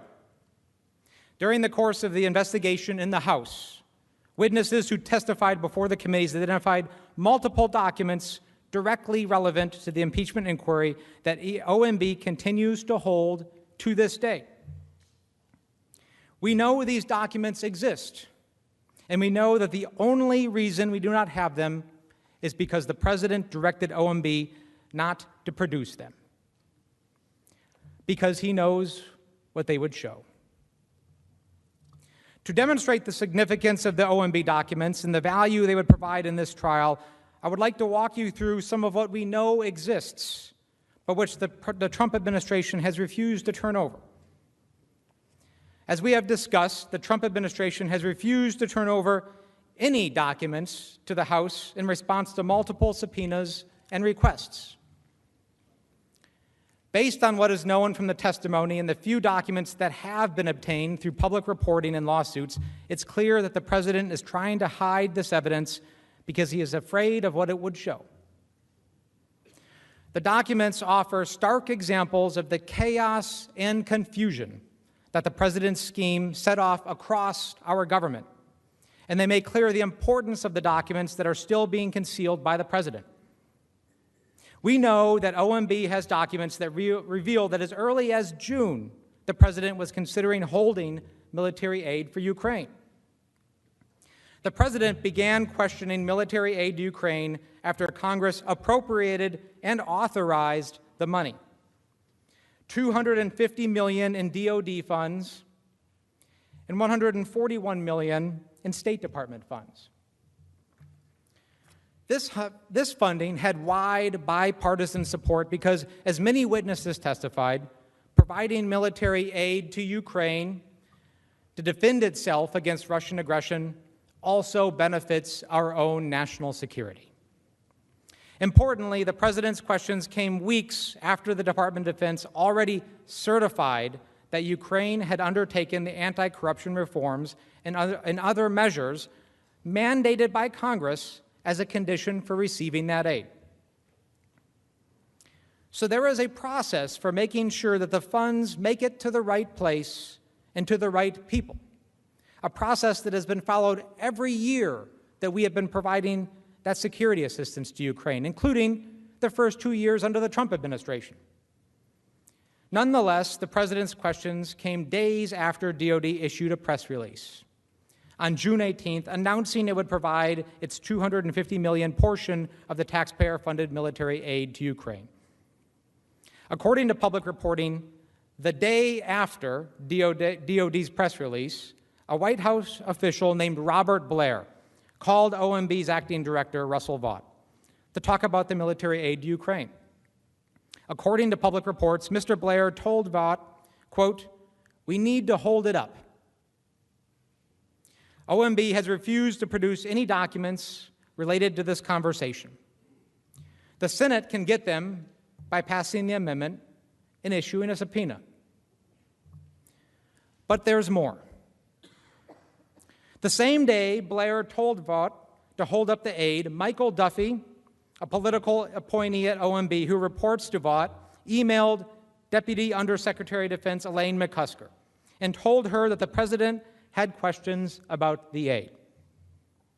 Duffy copied Mark Sandy, a career official at OMB, who told us about the email in his testimony before the House. Like all others, that email was not produced by the Trump administration in the House impeachment investigation. We know this email exists, however, because in response to a Freedom of Information Act lawsuit, the Trump administration was forced to release a redacted email consistent with Sandy's description. But OMB provided none of those documents to the House. With this proposed amendment, the Senate has an opportunity to obtain and review the full record that could further demonstrate how and why the President was holding the aid. These documents would also shed light on the President's order to implement the hold. On July 3rd, the State Department told various officials that OMB blocked it from dispensing $141 million in aid. OMB had directed the State Department not to send a notification to Congress about spending the money. And without that notification, the aid was effectively blocked. Why did OMB block the congressional notification? Who told them to do it? What was the reason? The Senate would get those answers if it issued this subpoena. But there's more. On July 12th, Blair, the White House official who had called Vought on June 19th and said, quote, "We need to hold it up," then sent an email to Duffy at OMB. Blair said, quote, "The President is directing a hold on military support funding for Ukraine." We haven't seen this email. The only reason we know about it is from the testimony of Mark Sandy, the career OMB official who followed the law and complied with his subpoena. As you can see from the transcript excerpt in front of you, Sandy testified that the July 12th email did not mention concerns about any other country or any other aid packages, just Ukraine. So of the dozens of countries where we provide aid and support, the President was only concerned about one of them, Ukraine. Why? Well, we know why. But OMB has still refused to provide a copy of this July 12 email and has refused to provide any documents surrounding it, all because the President told OMB to continue to hide the truth from Congress and the American people. What was he afraid of? A subpoena issued by the Senate would show us. OMB also has documents about a key series of meetings triggered by the President's order to hold the military aid. In the second half of July, the National Security Council convened a series of interagency meetings about the President's hold on military aid. OMB documents would show what happened during those meetings. For example, On July 18th, the National Security Council staff convened a routine interagency meeting to discuss Ukraine policy. During the meeting, it was the OMB representative who announced that President Trump placed a hold on all military aid to Ukraine. Ambassador Bill Taylor, our most senior diplomat to Ukraine, participated in that meeting, and he described his reaction at his open hearing. In a regular NSC secure video conference call on July 18th, I heard a staff person from the Office of Management and Budget say that there was a hold on security assistance to Ukraine, but could not say why. Toward the end of an otherwise normal meeting, a voice on the call, the person was off screen, said that she was from OMB and her boss had instructed her not to approve any additional spending on security assistance for Ukraine until further notice. I and others sat in astonishment. The Ukrainians were fighting Russians and counted on not only the training and weapons, but also the assurance of U.S. support. All that the OMB staff person said was that the directive had come from the President to the Chief of Staff to OMB. In an instant, I realized that one of the key pillars of our strong support for Ukraine was threatened. It's hard to believe that OMB would not have any documents following this bombshell announcement. It surely does. It was the agency that delivered the shocking news to the rest of the U.S. government that the President was withholding the vital military aid from our partner. And we would see these documents if the Senate issued a subpoena. The July 18th meeting was just the first in a series of meetings where OMB held the line and enforced the President's hold on the aid. But there was a second meeting on July 23rd, where we understood agencies raised concerns about the legality of OMB's hold on the aid. And then a third meeting at a more senior level on July 26th. Witnesses testified that at that meeting, OMB struggled to offer an explanation for the President's hold on the aid. And then a fourth meeting on July 31st, where the legal concerns about the hold were raised. At each of these meetings, there was confusion about the scope and the reasons for the hold. Nobody seemed to know what was going on. But that was exactly the point. All of the agencies, except OMB, which was simply conveying the President's order, supported the military aid and argued for lifting the hold. OMB did not produce a single document providing information about its participation, preparation, or follow-up from any of these meetings. Did these OMB officials come prepared with talking points for these meetings? Did OMB officials take notes during any of these meetings? Did they exchange emails about what was going on? Did OMB discuss what reasons they could give everyone else for the hold? By issuing this subpoena, the Senate can find out the answers to all of those questions and others like them. The American people deserve answers. OMB documents would also reveal key facts about what happened on July 25th. On July 25th, President Trump conducted his phone call with President Zelensky, during which he demanded a favor. This favor was for Ukraine to conduct an investigation to benefit the President's re-election campaign. That call was at 9 a.m. Just 90 minutes after President Trump hung up the phone, Duffy, the political appointee at OMB, who was in charge of national security programs, emailed DOD to, quote, formalize, end quote, the hold on the military aid. Just 90 minutes after President Trump's call, a call in which the President had asked for a favor. That email is on the screen in front of you. We have a redacted copy of this email because it was recently released through the Freedom of Information Act. It was not released by the Trump administration in response to the House's subpoena. In this email, Duffy told the DOD officials that based on the guidance he had received, they should, quote, hold off on any additional DOD obligations of these funds. He added that the request was, quote, sensitive, and that they should keep this information closely held, meaning don't tell anybody about it. Why did Duffy consider the information sensitive? Why didn't he want anyone to learn about it? Answers to those questions may be found in OMB emails, emails that we could all see if you issue a subpoena. But there's more. Remember, the administration needed to create a way to stop funding that was already underway. The train had already left the station. And something like this had never been done before. Later in the evening of July 25th, OMB found a way. Even though DOD had already notified Congress that the funds would be released. Here is how the scheme worked. OMB sent DOD a funding document that included a carefully worded footnote directing DOD to hold off on spending the funds.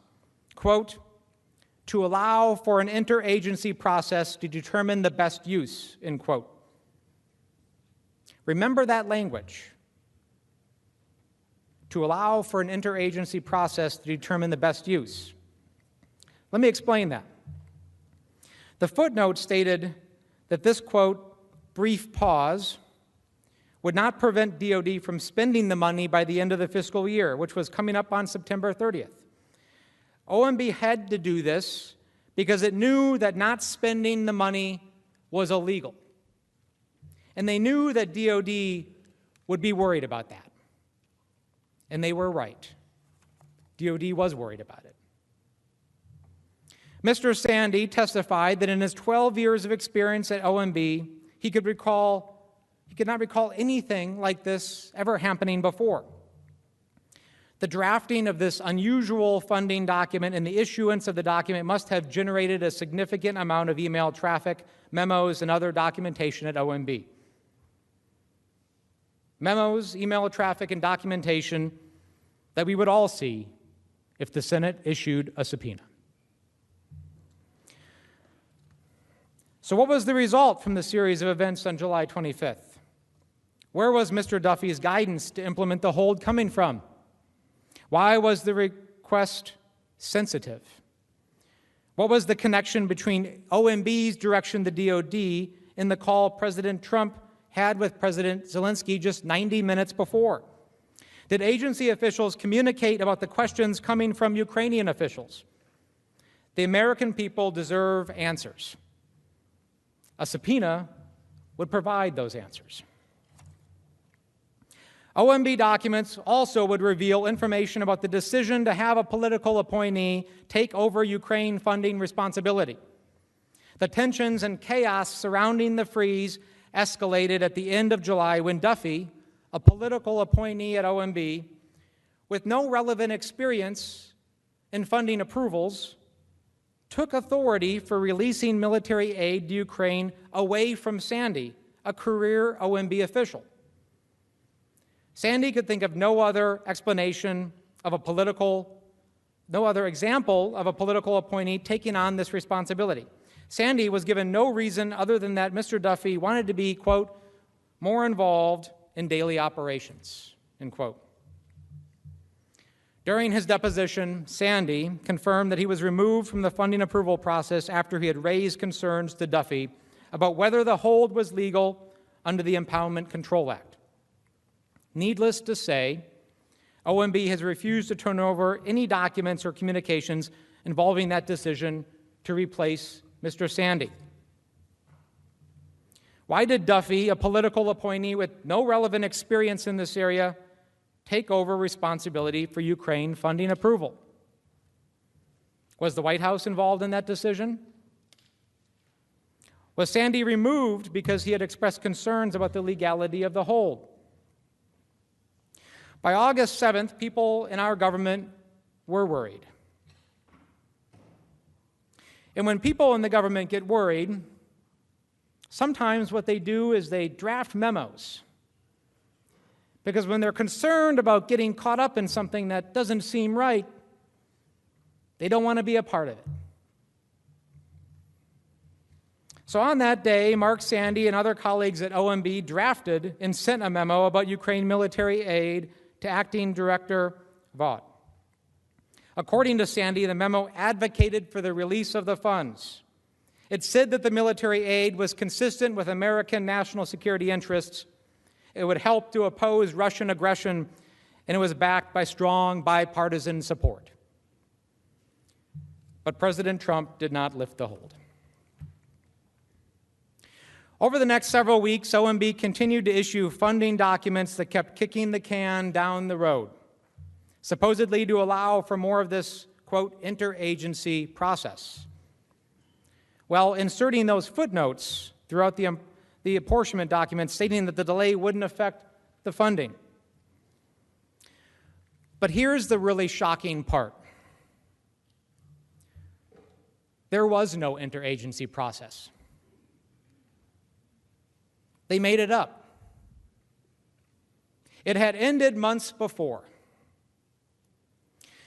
They made it up because nobody could say the real reason for the hold. In total, OMB issued 9 of these documents between July 25th and September 10th. Did the White House respond to OMB's concerns and recommendation to release the aid? Did the White House instruct OMB to continue creating a paper trail in an effort to justify the hold? Who knew what and when? OMB documents would shed light on OMB's actions as the president's scheme unraveled. Did the White House direct OMB to continue issuing the hold? What was OMB told about the president's reasons for releasing the hold? What communications did OMB officials have with the White House around the time of the release? As the president's scheme unraveled, did anyone at OMB connect the dots about the real reason for the hold? The OMB documents would shed light on all of these questions, and the American people deserve answers. I remember what it feels like to not have the equipment you need when you need it. Real people's lives are at stake. That's why this matters. We need this information so we can ensure that this never happens again. Eventually, this will all come out. We will have answers to these questions. The question now is whether we'll have them in time and who here will be on the right side of history.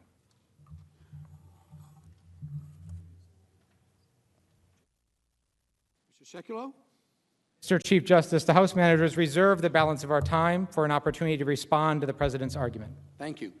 Mr. Sekulow? Thank you, Mr. Chief Justice, members of the Senate. Manager Crow, you should be happy to know that the aid that was provided to Ukraine over the course of the President's administration included lethal weapons. Those were not provided by the previous administration. The suggestion that the Ukraine failed to get any equipment is false. The security assistance was not for funding Ukraine over the summer of 2019. There was no lack of equipment due to the temporary pause. It was future funding. The Ukraine Deputy Minister of Defense, who oversaw U.S. aid shipments, said the hold came and went so quickly they did not notice any change. Undersecretary of State David Hale explained the paused aid was future assistance, not to keep the Army going now. So the made-up narrative that security assistance was conditioned on Ukraine taking some action on investigations is further disproved by the straightforward fact that the aid was delivered on September 11, 2019, without Ukraine taking any action on any investigation. It's interesting to note that the Obama administration withheld $585 million of promised aid to Egypt in 2013. But the administration's public message was that the money was not officially on hold, as technically it was not due until September 30th, the end of the fiscal year. so they didn't have to disclose the halt to anyone. Sounds like this may be a practice of a number of administrations. In fact, to the president, this president has been concerned about how aid is being put forward. So there have been pauses on foreign aid in a variety of contexts. In September of 2019, the administration announced that it was withholding over $100 million in aid to Afghanistan over concerns about government corruption. In August of 2019, President Trump announced that the administration and Seoul were in talks to substantially increase South Korea's share of the expense of U.S. military support for South Korea. In June, President Trump cut or paused over $550 million in foreign aid to El Salvador, Honduras, and Guatemala because those countries were not fairly sharing the burdens of preventing mass migration to the United States. This is not the only administration. As I said, President Obama withheld hundreds of millions of dollars of aid to Egypt. To be clear, and I want to be clear, Ambassador Yovanovitch herself testified that our policy actually got stronger under President Trump, largely because, unlike the Obama administration, quote, this administration made the decision to provide lethal weapons to Ukraine to help Ukraine fend off Russian aggression. She testified in a deposition before your various committees that, and actually I felt that in the 3 years that I was there, partly because of my efforts, but also the interagency team and President Trump's decision to provide lethal weapons to Ukraine, that our policy actually got stronger. Deputy Assistant Secretary Kent, his name's come up a couple of times, agreed that javelins are incredibly effective weapons at stopping armored advance, and the Russians are scared of them. Ambassador Volker explained that President Trump approved each of the decisions made along the way, and as a result, America's policy towards Ukraine strengthened. So when we want to talk about facts, go to your own discovery and your own witnesses that you called. This all supposedly started because of a whistleblower. Where is that whistleblower?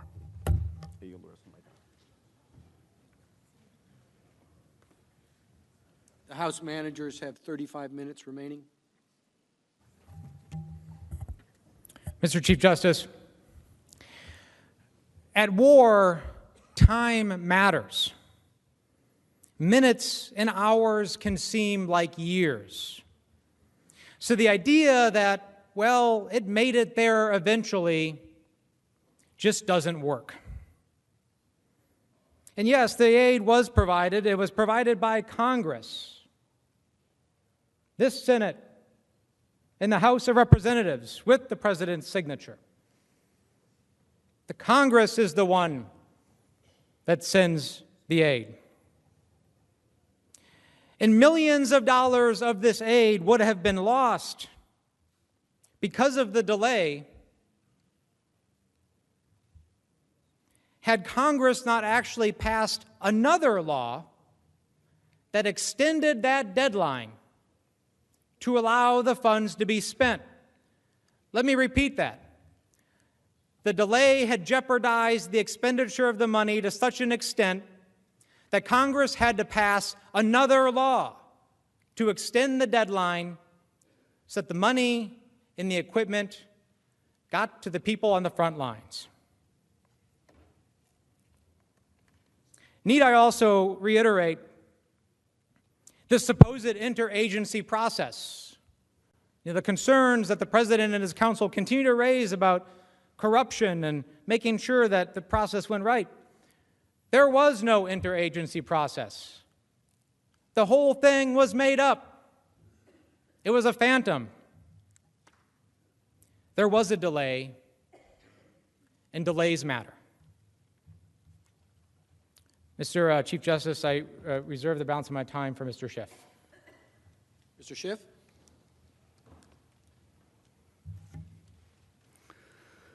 Thank you, Mr. Chief Justice.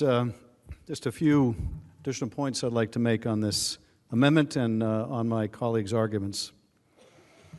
First of all, Mr. Sekulow makes the point that the aid ultimately got released. They ultimately got the money, right? Yes, they got the money after the president got caught, after the president was forced to relieve the hold on the aid, after he got caught, yes. But even then they had held on to the aid so long that it took a subsequent act of Congress to make sure it could all go out the door.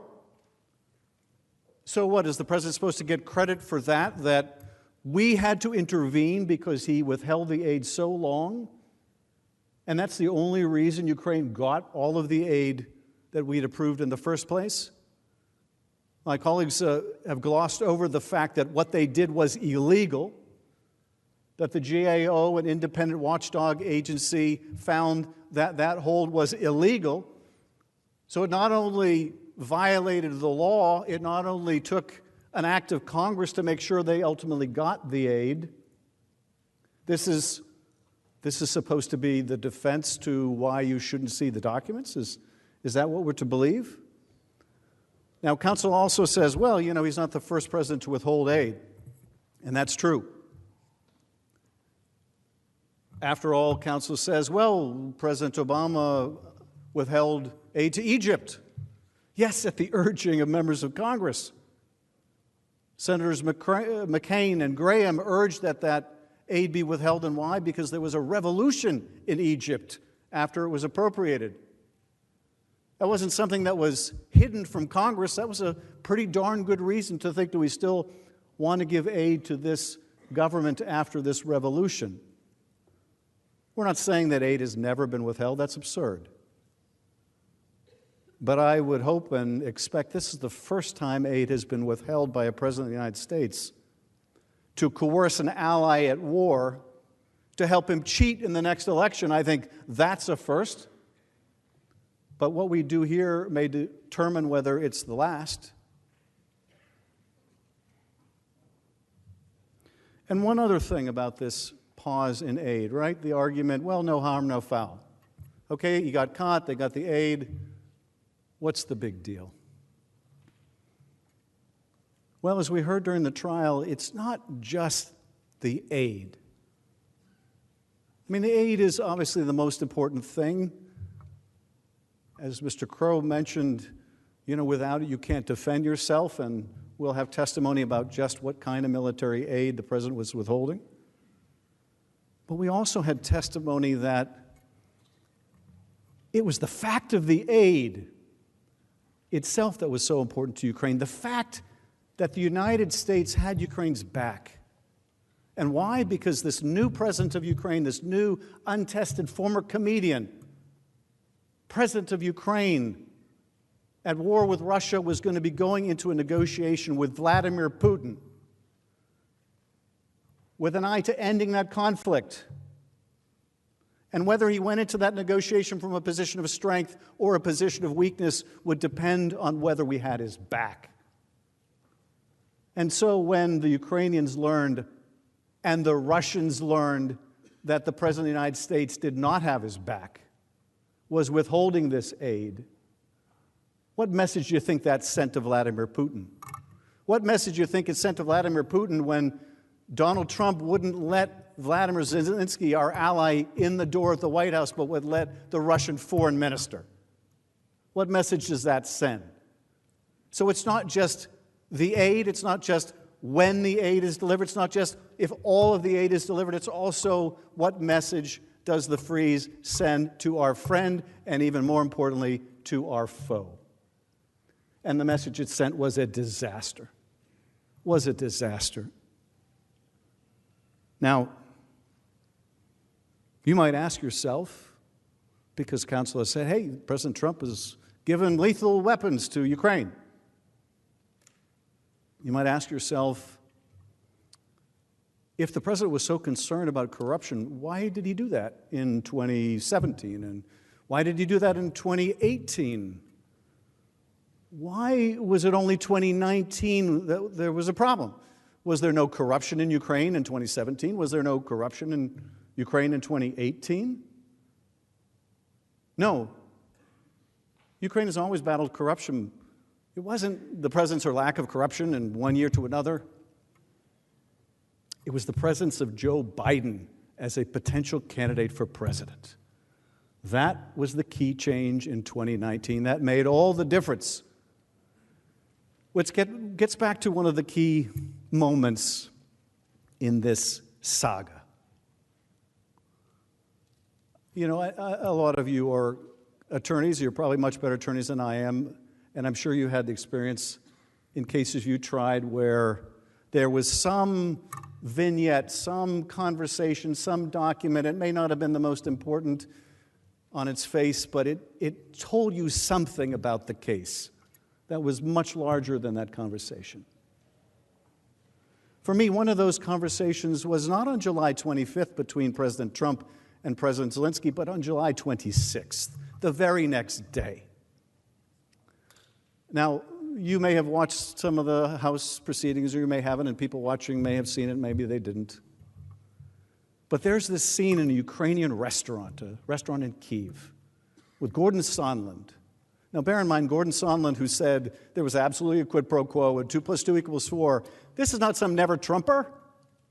This is a $1 million donor to the Trump inauguration, okay?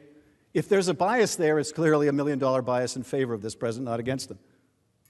So there's a scene in Kyiv, in this restaurant, and Sondland has a cell phone, and he's sitting with David Holmes, who is a career diplomat, U.S. diplomat in the Ukraine embassy. And Gordon Sondland takes out his phone, and he calls the White House. Gordon Sondland holding for the White House, Gordon Sondland holding for the president. And it takes a while to be connected, but he's connected to the president. That's pretty impressive, right? This isn't some guy with no relationship to the president. The president may say, Gordon Sondland, I barely know him, or something to that effect, but this is a guy who can pick up a cell phone. He can call the president of the United States from a restaurant in Kyiv, and he does. And the president's voice is so loud that David Holmes, this diplomat, can hear it. And what does the president say? Does he say, how's that reform coming in the Rada? How's the attack on corruption going? No. He just says, is he going to do the investigation? Is Zelensky going to do the investigation? And Sondland says, yes, he'll do anything you want. He loves your ass. This is the extent of the president's interest in Ukraine, and they go on to talk about other things, and then they hang up, and David Holmes turns to the ambassador and says, in language which I will have to modify to remove an expletive, says something along the lines of, does the president give a blank about Ukraine? And Sondland says, no, he doesn't give a blank about Ukraine. He only cares about the big stuff, like the investigation of the Bidens that Giuliani wants. This is $1 million donor to the Trump inaugural, admitting the president doesn't care about Ukraine. He doesn't care whether they get military dollars to defend themselves. He doesn't care about what position Zelensky goes into in these negotiations with Putin. He doesn't care about that. Isn't that clear? It's why he didn't care about corruption in 2017 or 2018, and he certainly didn't care about it in 2019. All he cared about was the big stuff that affected him personally, like this investigation that he wanted of the Bidens. So when you ask, do you want to see these documents? Do you want to know if these documents corroborate Ambassador Sondland? Will the documents show, as we fully expect they will, that the only thing he cared about was the big stuff that affected him? David Holmes' response was, well, you know, there's some big stuff going on here, like a war with Russia. This isn't withholding aid because of a revolution in Egypt. This is withholding aid from a country in which 15,000 people have died fighting the Russians. And as Ambassador Taylor said and others, Russia's fighting to remake the map of Europe by dint of military force. If we think that's just about Ukraine's security, we are very deceived. It's about our security. It's about the tens of thousands of troops that we have in Europe. And if we undercut our own ally, if we give Russia reason to believe we will not have their back, that we'll use Ukraine as a plaything, or worse, to get them to help us cheat in an election, that will only embolden Putin to do more. You've said it as often as I have, the only thing he respects is strength. Do you think that looks like strength to Vladimir Putin? I think that looks like something that Vladimir Putin is only too accustomed to. And that is the kind of corruption that he finds and he perpetuates in his own regime and he pushes all around the world. My colleague Val Demings made reference to a conversation which I think is one of the other key vignettes in this whole sad saga. And that's that conversation that Ambassador Volker has with Andrei Yermak, one of the top aides to President Zelensky. And this is a conversation in which Ambassador Volker is doing exactly what he's supposed to be doing, which is he's telling Yermak, you guys shouldn't really do this investigation of your former President Poroshenko because it would be for a political reason. You really shouldn't engage in political investigations.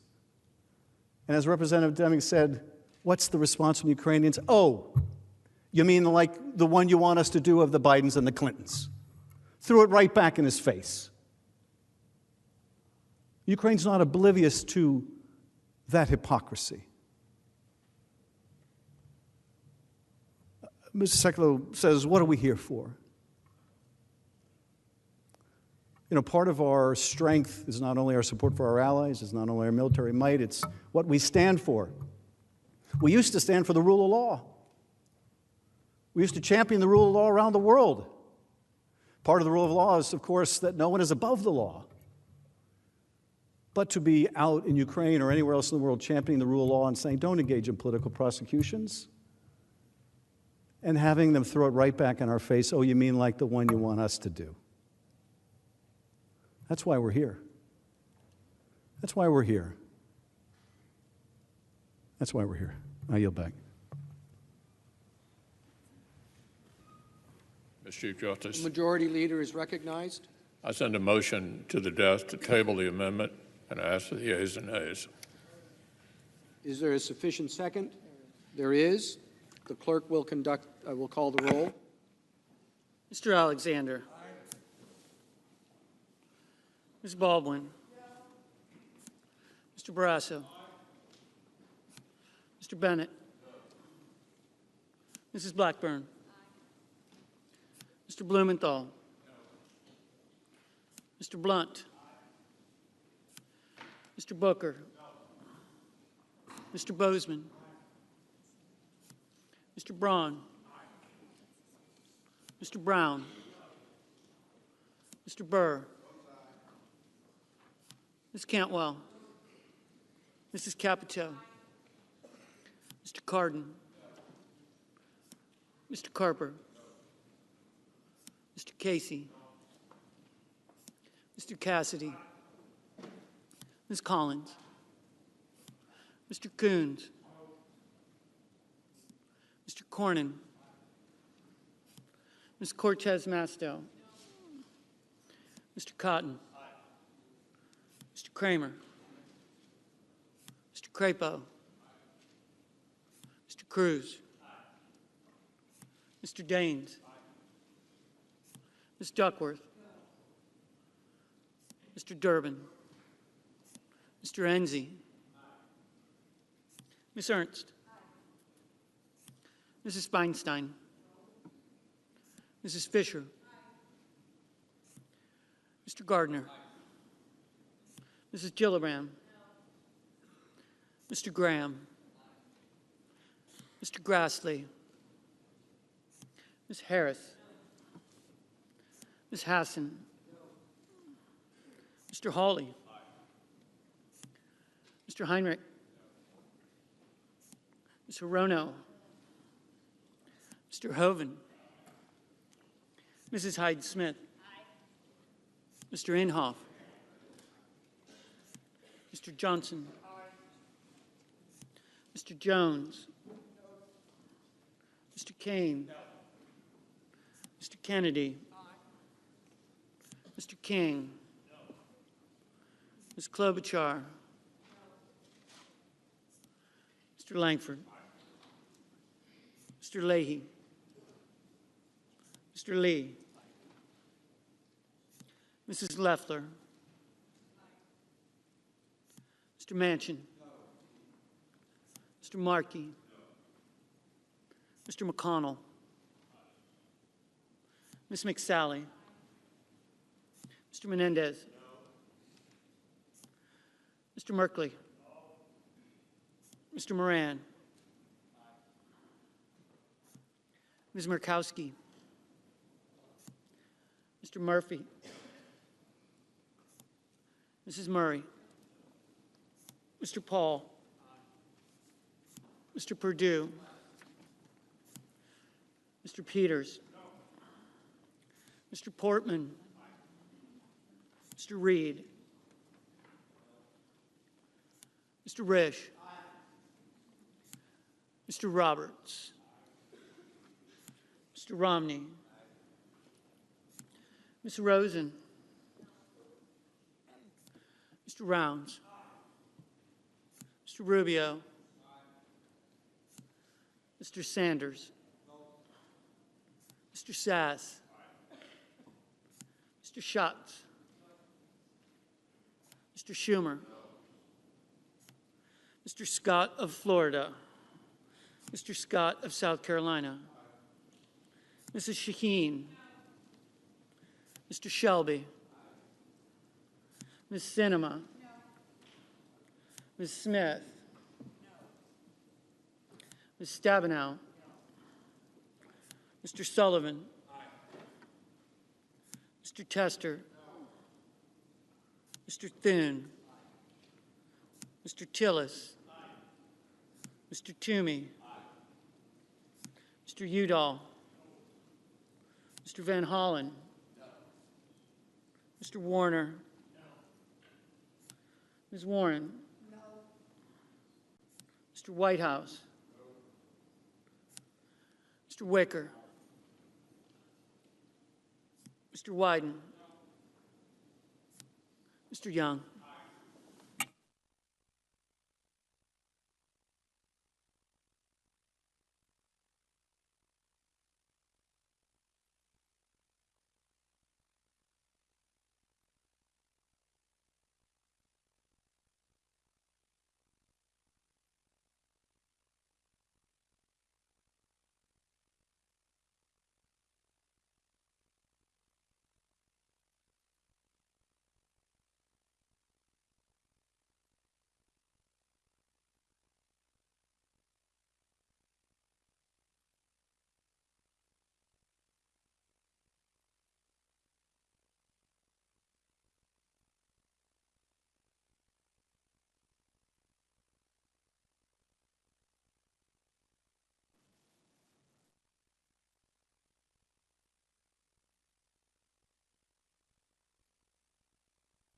The yeas are 53, the nays are 47.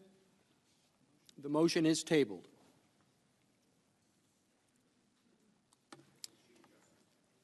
The Democratic leader is recognized. Mr. Chief Justice, I send an amendment to the desk to issue a subpoena to John Michael Mick Mulvaney, and I ask that it be read. Clerk will report.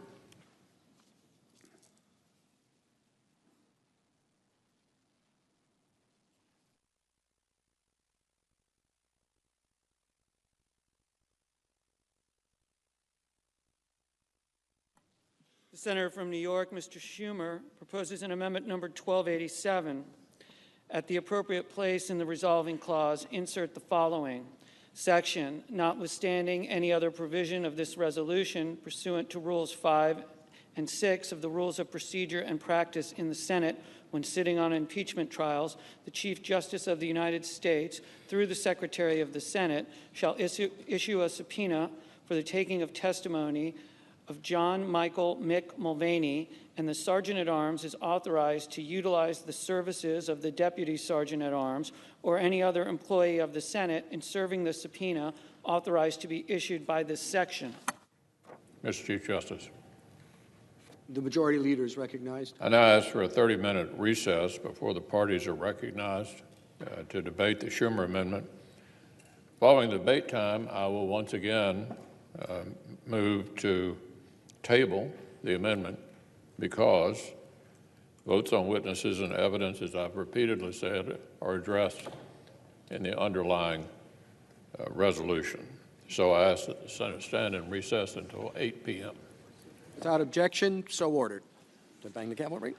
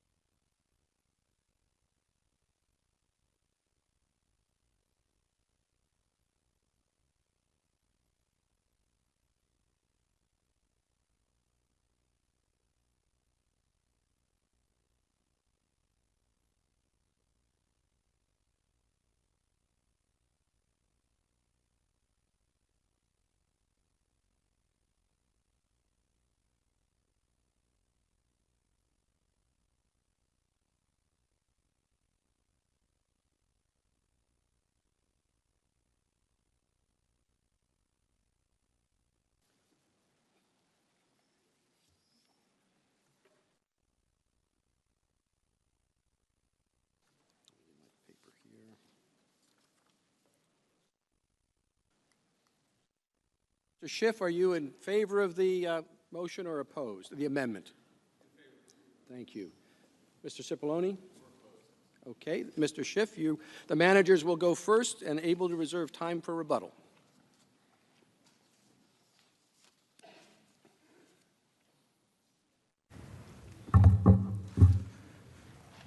Mr. Chief Justice, distinguished members of the Senate, Counsel for the President.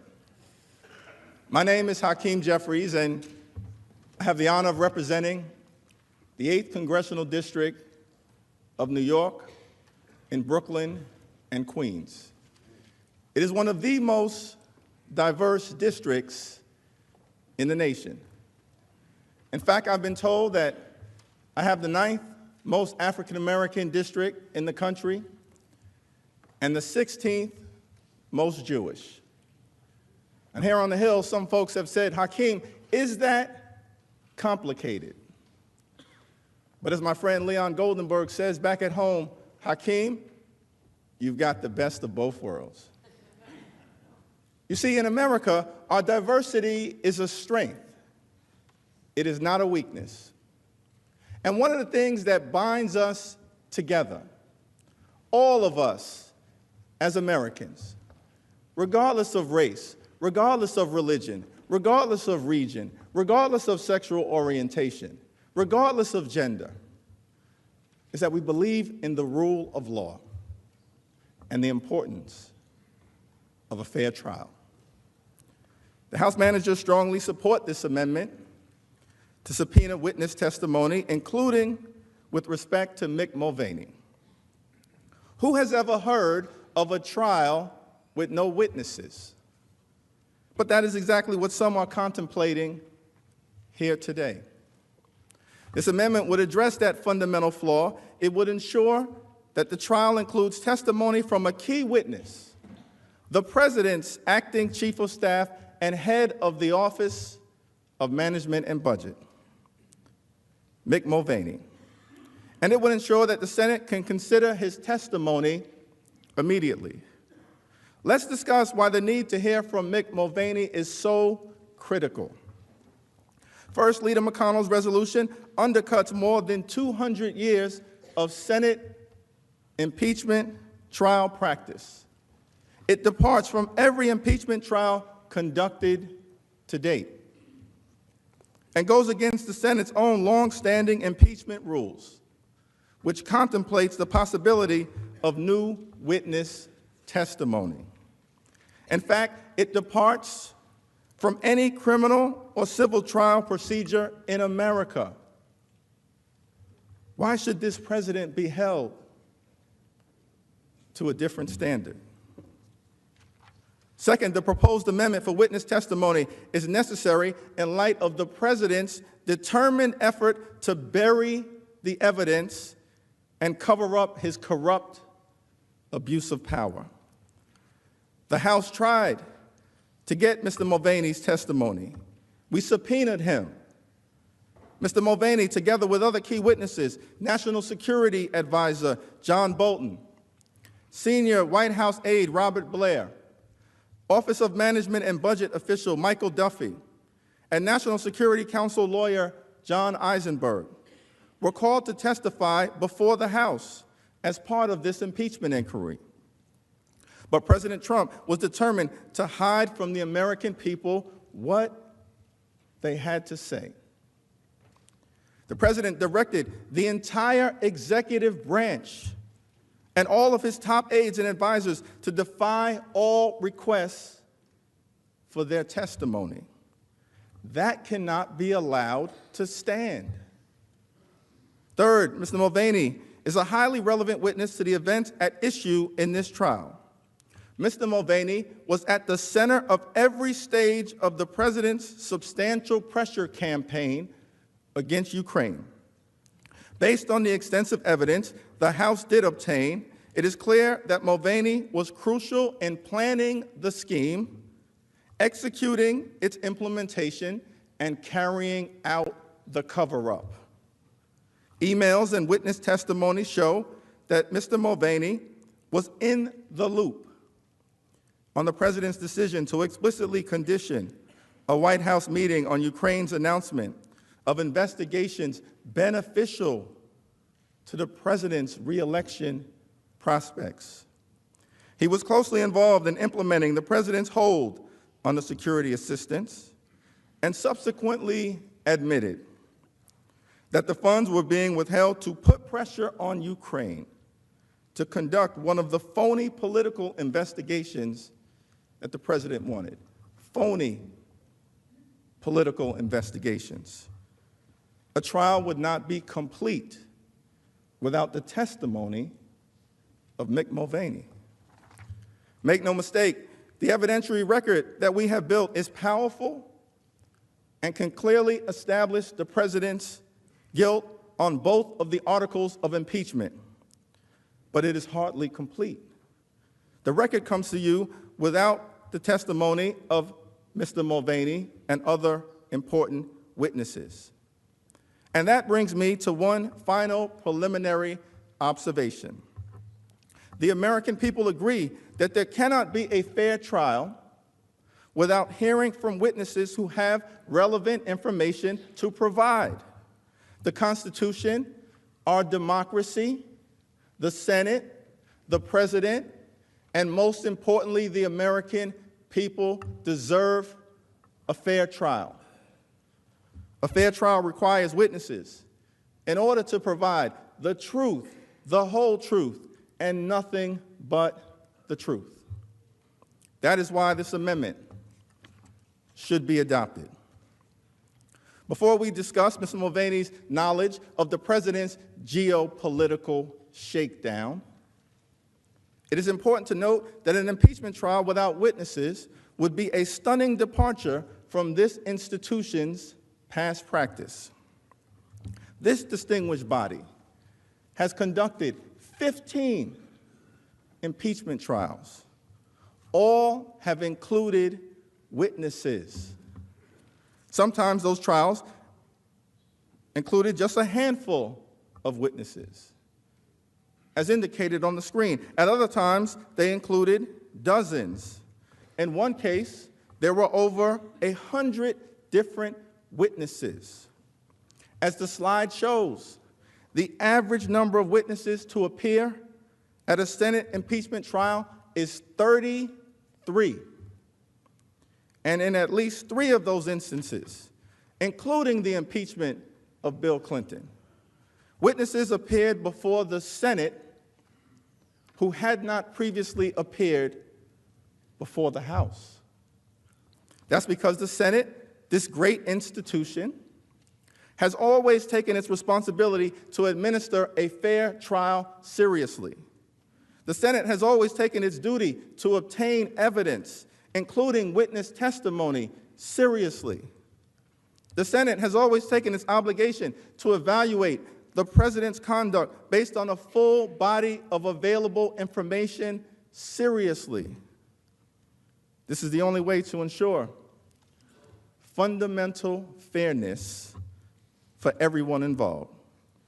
Respectfully, it is important to honor that unbroken precedent today, so that Mr. Mulvaney's testimony, without fear or favor as to what he might say, can inform this distinguished body of Americans. This amendment is also important to counter the president's determination to bury the evidence of his high crimes and misdemeanors. As we've explained in detail today, despite considerable efforts by the House to obtain relevant documents and testimony, President Trump has directed the entire executive branch to execute a cover-up. He has ordered the entire administration to ignore the powers of Congress, a separate and co-equal branch of government, to investigate his offenses in a manner that is unprecedented in American history. There were 71 requests by the House for relevant evidence. In response, the White House produced 0 documents in this impeachment inquiry. 71 requests, 0 documents. President Trump is personally responsible for depriving the Senate of information important to consider in this trial. This point cannot be overstated. When faced with a congressional impeachment inquiry, a process expressly set forth by the framers of the Constitution in Article 1, the president refused to comply in any respect. And he ordered his senior aides to fall in line. As shown on the slide, as a result of President Trump's obstruction, 12 key witnesses, including Mr. Mulvaney, refused to appear for testimony in the House's impeachment inquiry. No one has heard what they have to say. These witnesses include central figures in the abuse of power charged in Article 1. What is the president hiding? Equally troublesome, President Trump and his administration did not make any legitimate attempts to reach a reasonable accommodation with the House or compromise regarding any document requests or witness subpoenas. Why? Because President Donald John Trump wasn't interested in cooperating. He was plotting a cover-up. It is important to take a step back and think about what President Trump is doing. Complete and total presidential obstruction is unprecedented in American history. Even President Nixon, whose articles of impeachment included obstruction of Congress, did not block key White House aides from testifying in front of Congress during the Senate Watergate hearings. In fact, he publicly urged White House aides to testify. Remember all of those witnesses who came in front of this body? Take a look at the screen.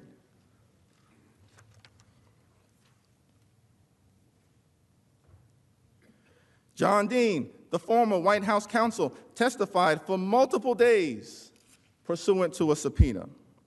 H.R. Haldeman, President Nixon's former chief of staff, was subpoenaed and testified. Alexander Butterfield, the White House official who revealed the existence of the tapes, testified publicly before the Senate, and so did several others. President Trump's complete and total obstruction makes Richard Nixon look like a choir boy. 2 other presidents have been tried before the Senate. How did they conduct themselves? William Jefferson Clinton and Andrew Johnson did not block any witnesses from participating in the Senate trial.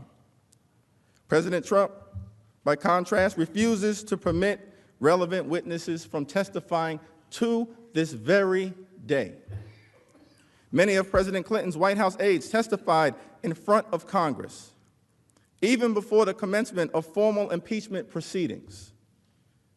During various investigations in the mid-1990s, the House and Senate heard from more than 24 White House aides, including the White House counsel, the former chief of staff, and multiple senior advisors to President Clinton.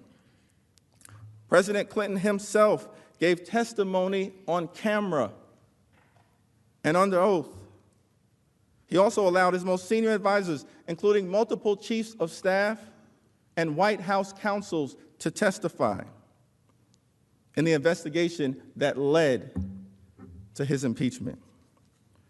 And as you can see in the chart, their testimony was packaged and delivered to the Senate. There were no missing witnesses who had defied subpoenas. No aides who had personal knowledge of his misconduct were directed to stay silent by President Clinton. We have an entirely different situation in this case. Here we are seeking witnesses the president has blocked from testifying before the House. Apparently, President Trump thinks that he can do what no other president before him has attempted to do in such a brazen fashion: float above the law and hide the truth from the American people. That cannot be allowed to stand. Let me now address some bedrock principles about Congress's authority to conduct investigations. Our broad powers of inquiry are at their strongest during an impeachment proceeding, when the House and Senate exercise responsibilities expressly set forth in Article 1 of the Constitution. Nearly 140 years ago, the Supreme Court recognized that when the House or Senate is determining a question of impeachment, there is no reason to doubt the right to compel the attendance of witnesses and their answer to proper questions in the same manner and by the use of the same means that courts of justice can in like cases. Our nation's founders and greatest legal minds recognized these principles early on. Supreme Court Justice Joseph Story explained that the president should not have the power of preventing a thorough investigation of his conduct or of securing himself against the disgrace of a public conviction by impeachment if he should deserve it. President Trump cannot function as judge, jury, and executioner of our democracy. And it wasn't just the courts who confirmed this for us. Some of our nation's leading public servants. Representative John Quincy Adams, speaking on the floor of the House after he had served as president, once exclaimed, "What mockery would it be for the Constitution of the United States to say that the House should have the power of impeachment, extending even to the President of the United States himself, and yet to say that the House had not the power to obtain the evidence and proofs on which their impeachment was based." As Hamilton, Story, Adams, and others have recognized, the president cannot insulate himself from Congress's investigations of his wrongdoing. The president could decide what evidence gets to be presented in his own trial that would fundamentally nullify the constitutional power of impeachment.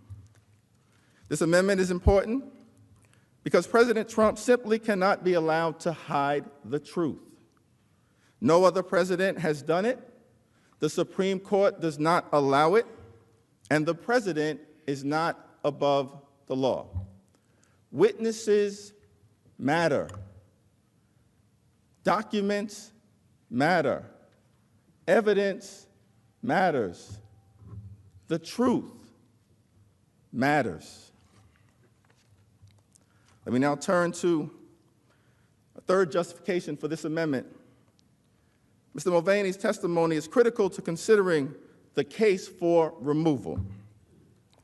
It is imperative that we hear from the president's closest aide, a man intimately involved at key stages of this extraordinary abuse of power. President Trump knows this. Why else would he be trying so hard to prevent Mick Mulvaney from testifying before you? There are at least 4 reasons why Mr. Mulvaney's testimony is critical. To begin with, as acting White House Chief of Staff and head of the Office of Management and Budget, Mick Mulvaney has firsthand knowledge about President Trump's efforts to shake down Ukraine and pressure its new president into announcing phony investigations. Mr. Mulvaney was in the loop at each critical stage of President Trump's scheme. He was in the loop in the planning of the scheme. He was in the loop in its implementation. And he was in the loop when the scheme fell apart. He even admitted publicly that the aid was withheld in order to pressure Ukraine into announcing an investigation designed to elevate the president's political standing. Mr. Mulvaney, perhaps more than any other administration witness accepting the president has firsthand insight into the decision to withhold $391 million in military and security aid to a vulnerable Ukraine without justification. Indeed, our investigation revealed that President Trump personally ordered Mr. Mulvaney to execute the freeze in July of 2019. Mr. Mulvaney holds the senior-most staff position at the White House. He is a member of President Trump's cabinet, and he is responsible for President Trump's team at 1600 Pennsylvania Avenue. He remains the director of the Office of Management and Budget, which implemented the hold on the security assistance in violation of the law, as the Government Accountability Office recently concluded. In short, respectfully, the Senate's responsibility to conduct a complete and fair trial demands that Mr. Mulvaney testify. Second, Mr. Mulvaney's testimony is critical because of his knowledge of the planning of President Trump's abuse of power. Ambassador Gordon Sondland, the U.S. ambassador to the European Union, testified that there was a quid pro quo. Ambassador Sondland is not a so-called never-Trumper. Mr. Sondland gave $1 million to President Trump's inauguration. He testified that everybody was in the loop and that it was no secret what was going on. In fact, as early as May of 2019, Ambassador Sondland made clear that he was coordinating on Ukraine matters with Mr. Mulvaney. Here is what David Holmes, an official at the U.S. Embassy in Ukraine, had to say on that matter. Well, Ambassador Sondland's mandate as the accredited ambassador to the European Union did not cover individual member states, let alone non-member countries like Ukraine. He made clear that he had direct and frequent access to President Trump and Chief of Staff Mick Mulvaney, and portrayed himself as the conduit to the President and Mr. Mulvaney for this group. After the U.S. delegation returned from the inauguration of the new Ukrainian president in April, they were able to secure an Oval Office meeting with President Trump to brief him on their trip, in part because of Ambassador Sondland's connections to Mick Mulvaney. Then, during a June 18, 2019 meeting, Ambassador Sondland informed National Security Council Senior Director Dr. Fiona Hill that he was in charge of Ukraine and that he had been briefing senior White House officials, including Mr. Mulvaney, about his efforts to undertake, as Dr. Hill put it, a domestic political errand in Ukraine. Here is Dr. Hill explaining this herself. So I was upset with him that he wasn't fully telling us about all of the meetings that he was having. And he said to me, but I'm briefing the president. I'm briefing Chief of Staff Mulvaney. I'm briefing Secretary Pompeo, and I've talked to Ambassador Bolton. Who else do I have to deal with? And the point is we have a robust interagency process that deals with Ukraine. It includes Mr. Holmes. It includes Ambassador Taylor as the chargé in Ukraine. It includes a whole load of other people. But it struck me yesterday when you put up on the screen Ambassador Sondland's emails and who was on these emails, and he said, these are the people who need to know, that he was absolutely right, because he was being involved in a domestic political errand. And we were being involved in national security foreign policy, and those two things had just diverged. And there's more. Much more. A month later, President Trump's national security advisor at the time, John Bolton, told Dr. Fiona Hill to tell the National Security Council's lawyers that he was not part of whatever drug deal Sondland and Mulvaney were cooking up. He made that statement after Ambassador Sondland specifically said that he had a deal with Mr. Mulvaney to schedule a White House visit for President Zelensky if Ukraine announced 2 phony investigations involving the Bidens and 2016 election interference investigations that were sought by President Donald John Trump. Here is Dr. Hill's testimony about Sondland describing this drug deal he had with Mulvaney. And so when I came in, Gordon Sondland was basically saying, well, look, we have a deal here that there will be a meeting. I have a deal here with Chief of Staff Mulvaney. There will be a meeting if the Ukrainians open up or announce these investigations into 2016 in Burisma. And I cut it off immediately there.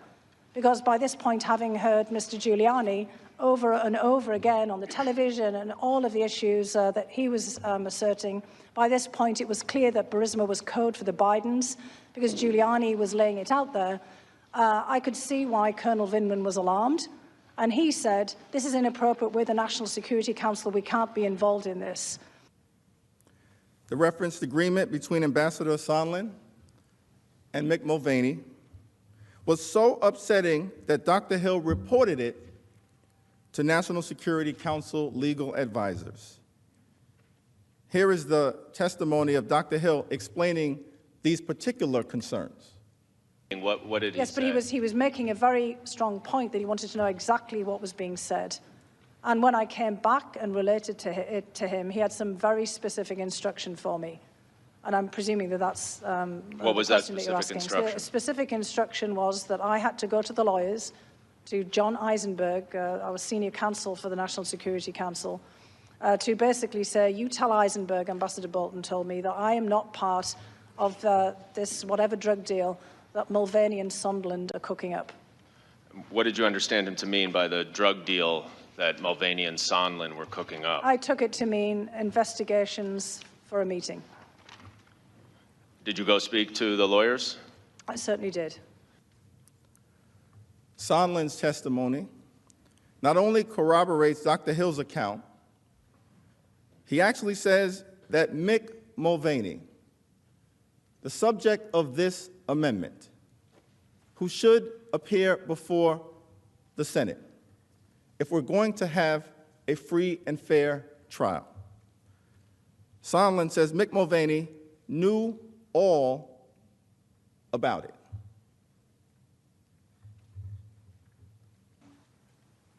What I want to ask you about is, he makes reference in that drug deal to a drug deal cooked up by you and Mulvaney. It's the reference to Mulvaney that I want to ask you about. You've testified that Mulvaney was aware of this quid pro quo, of this condition that the Ukrainians had to meet, that is, announcing these public investigations to get the White House meeting. Is that right?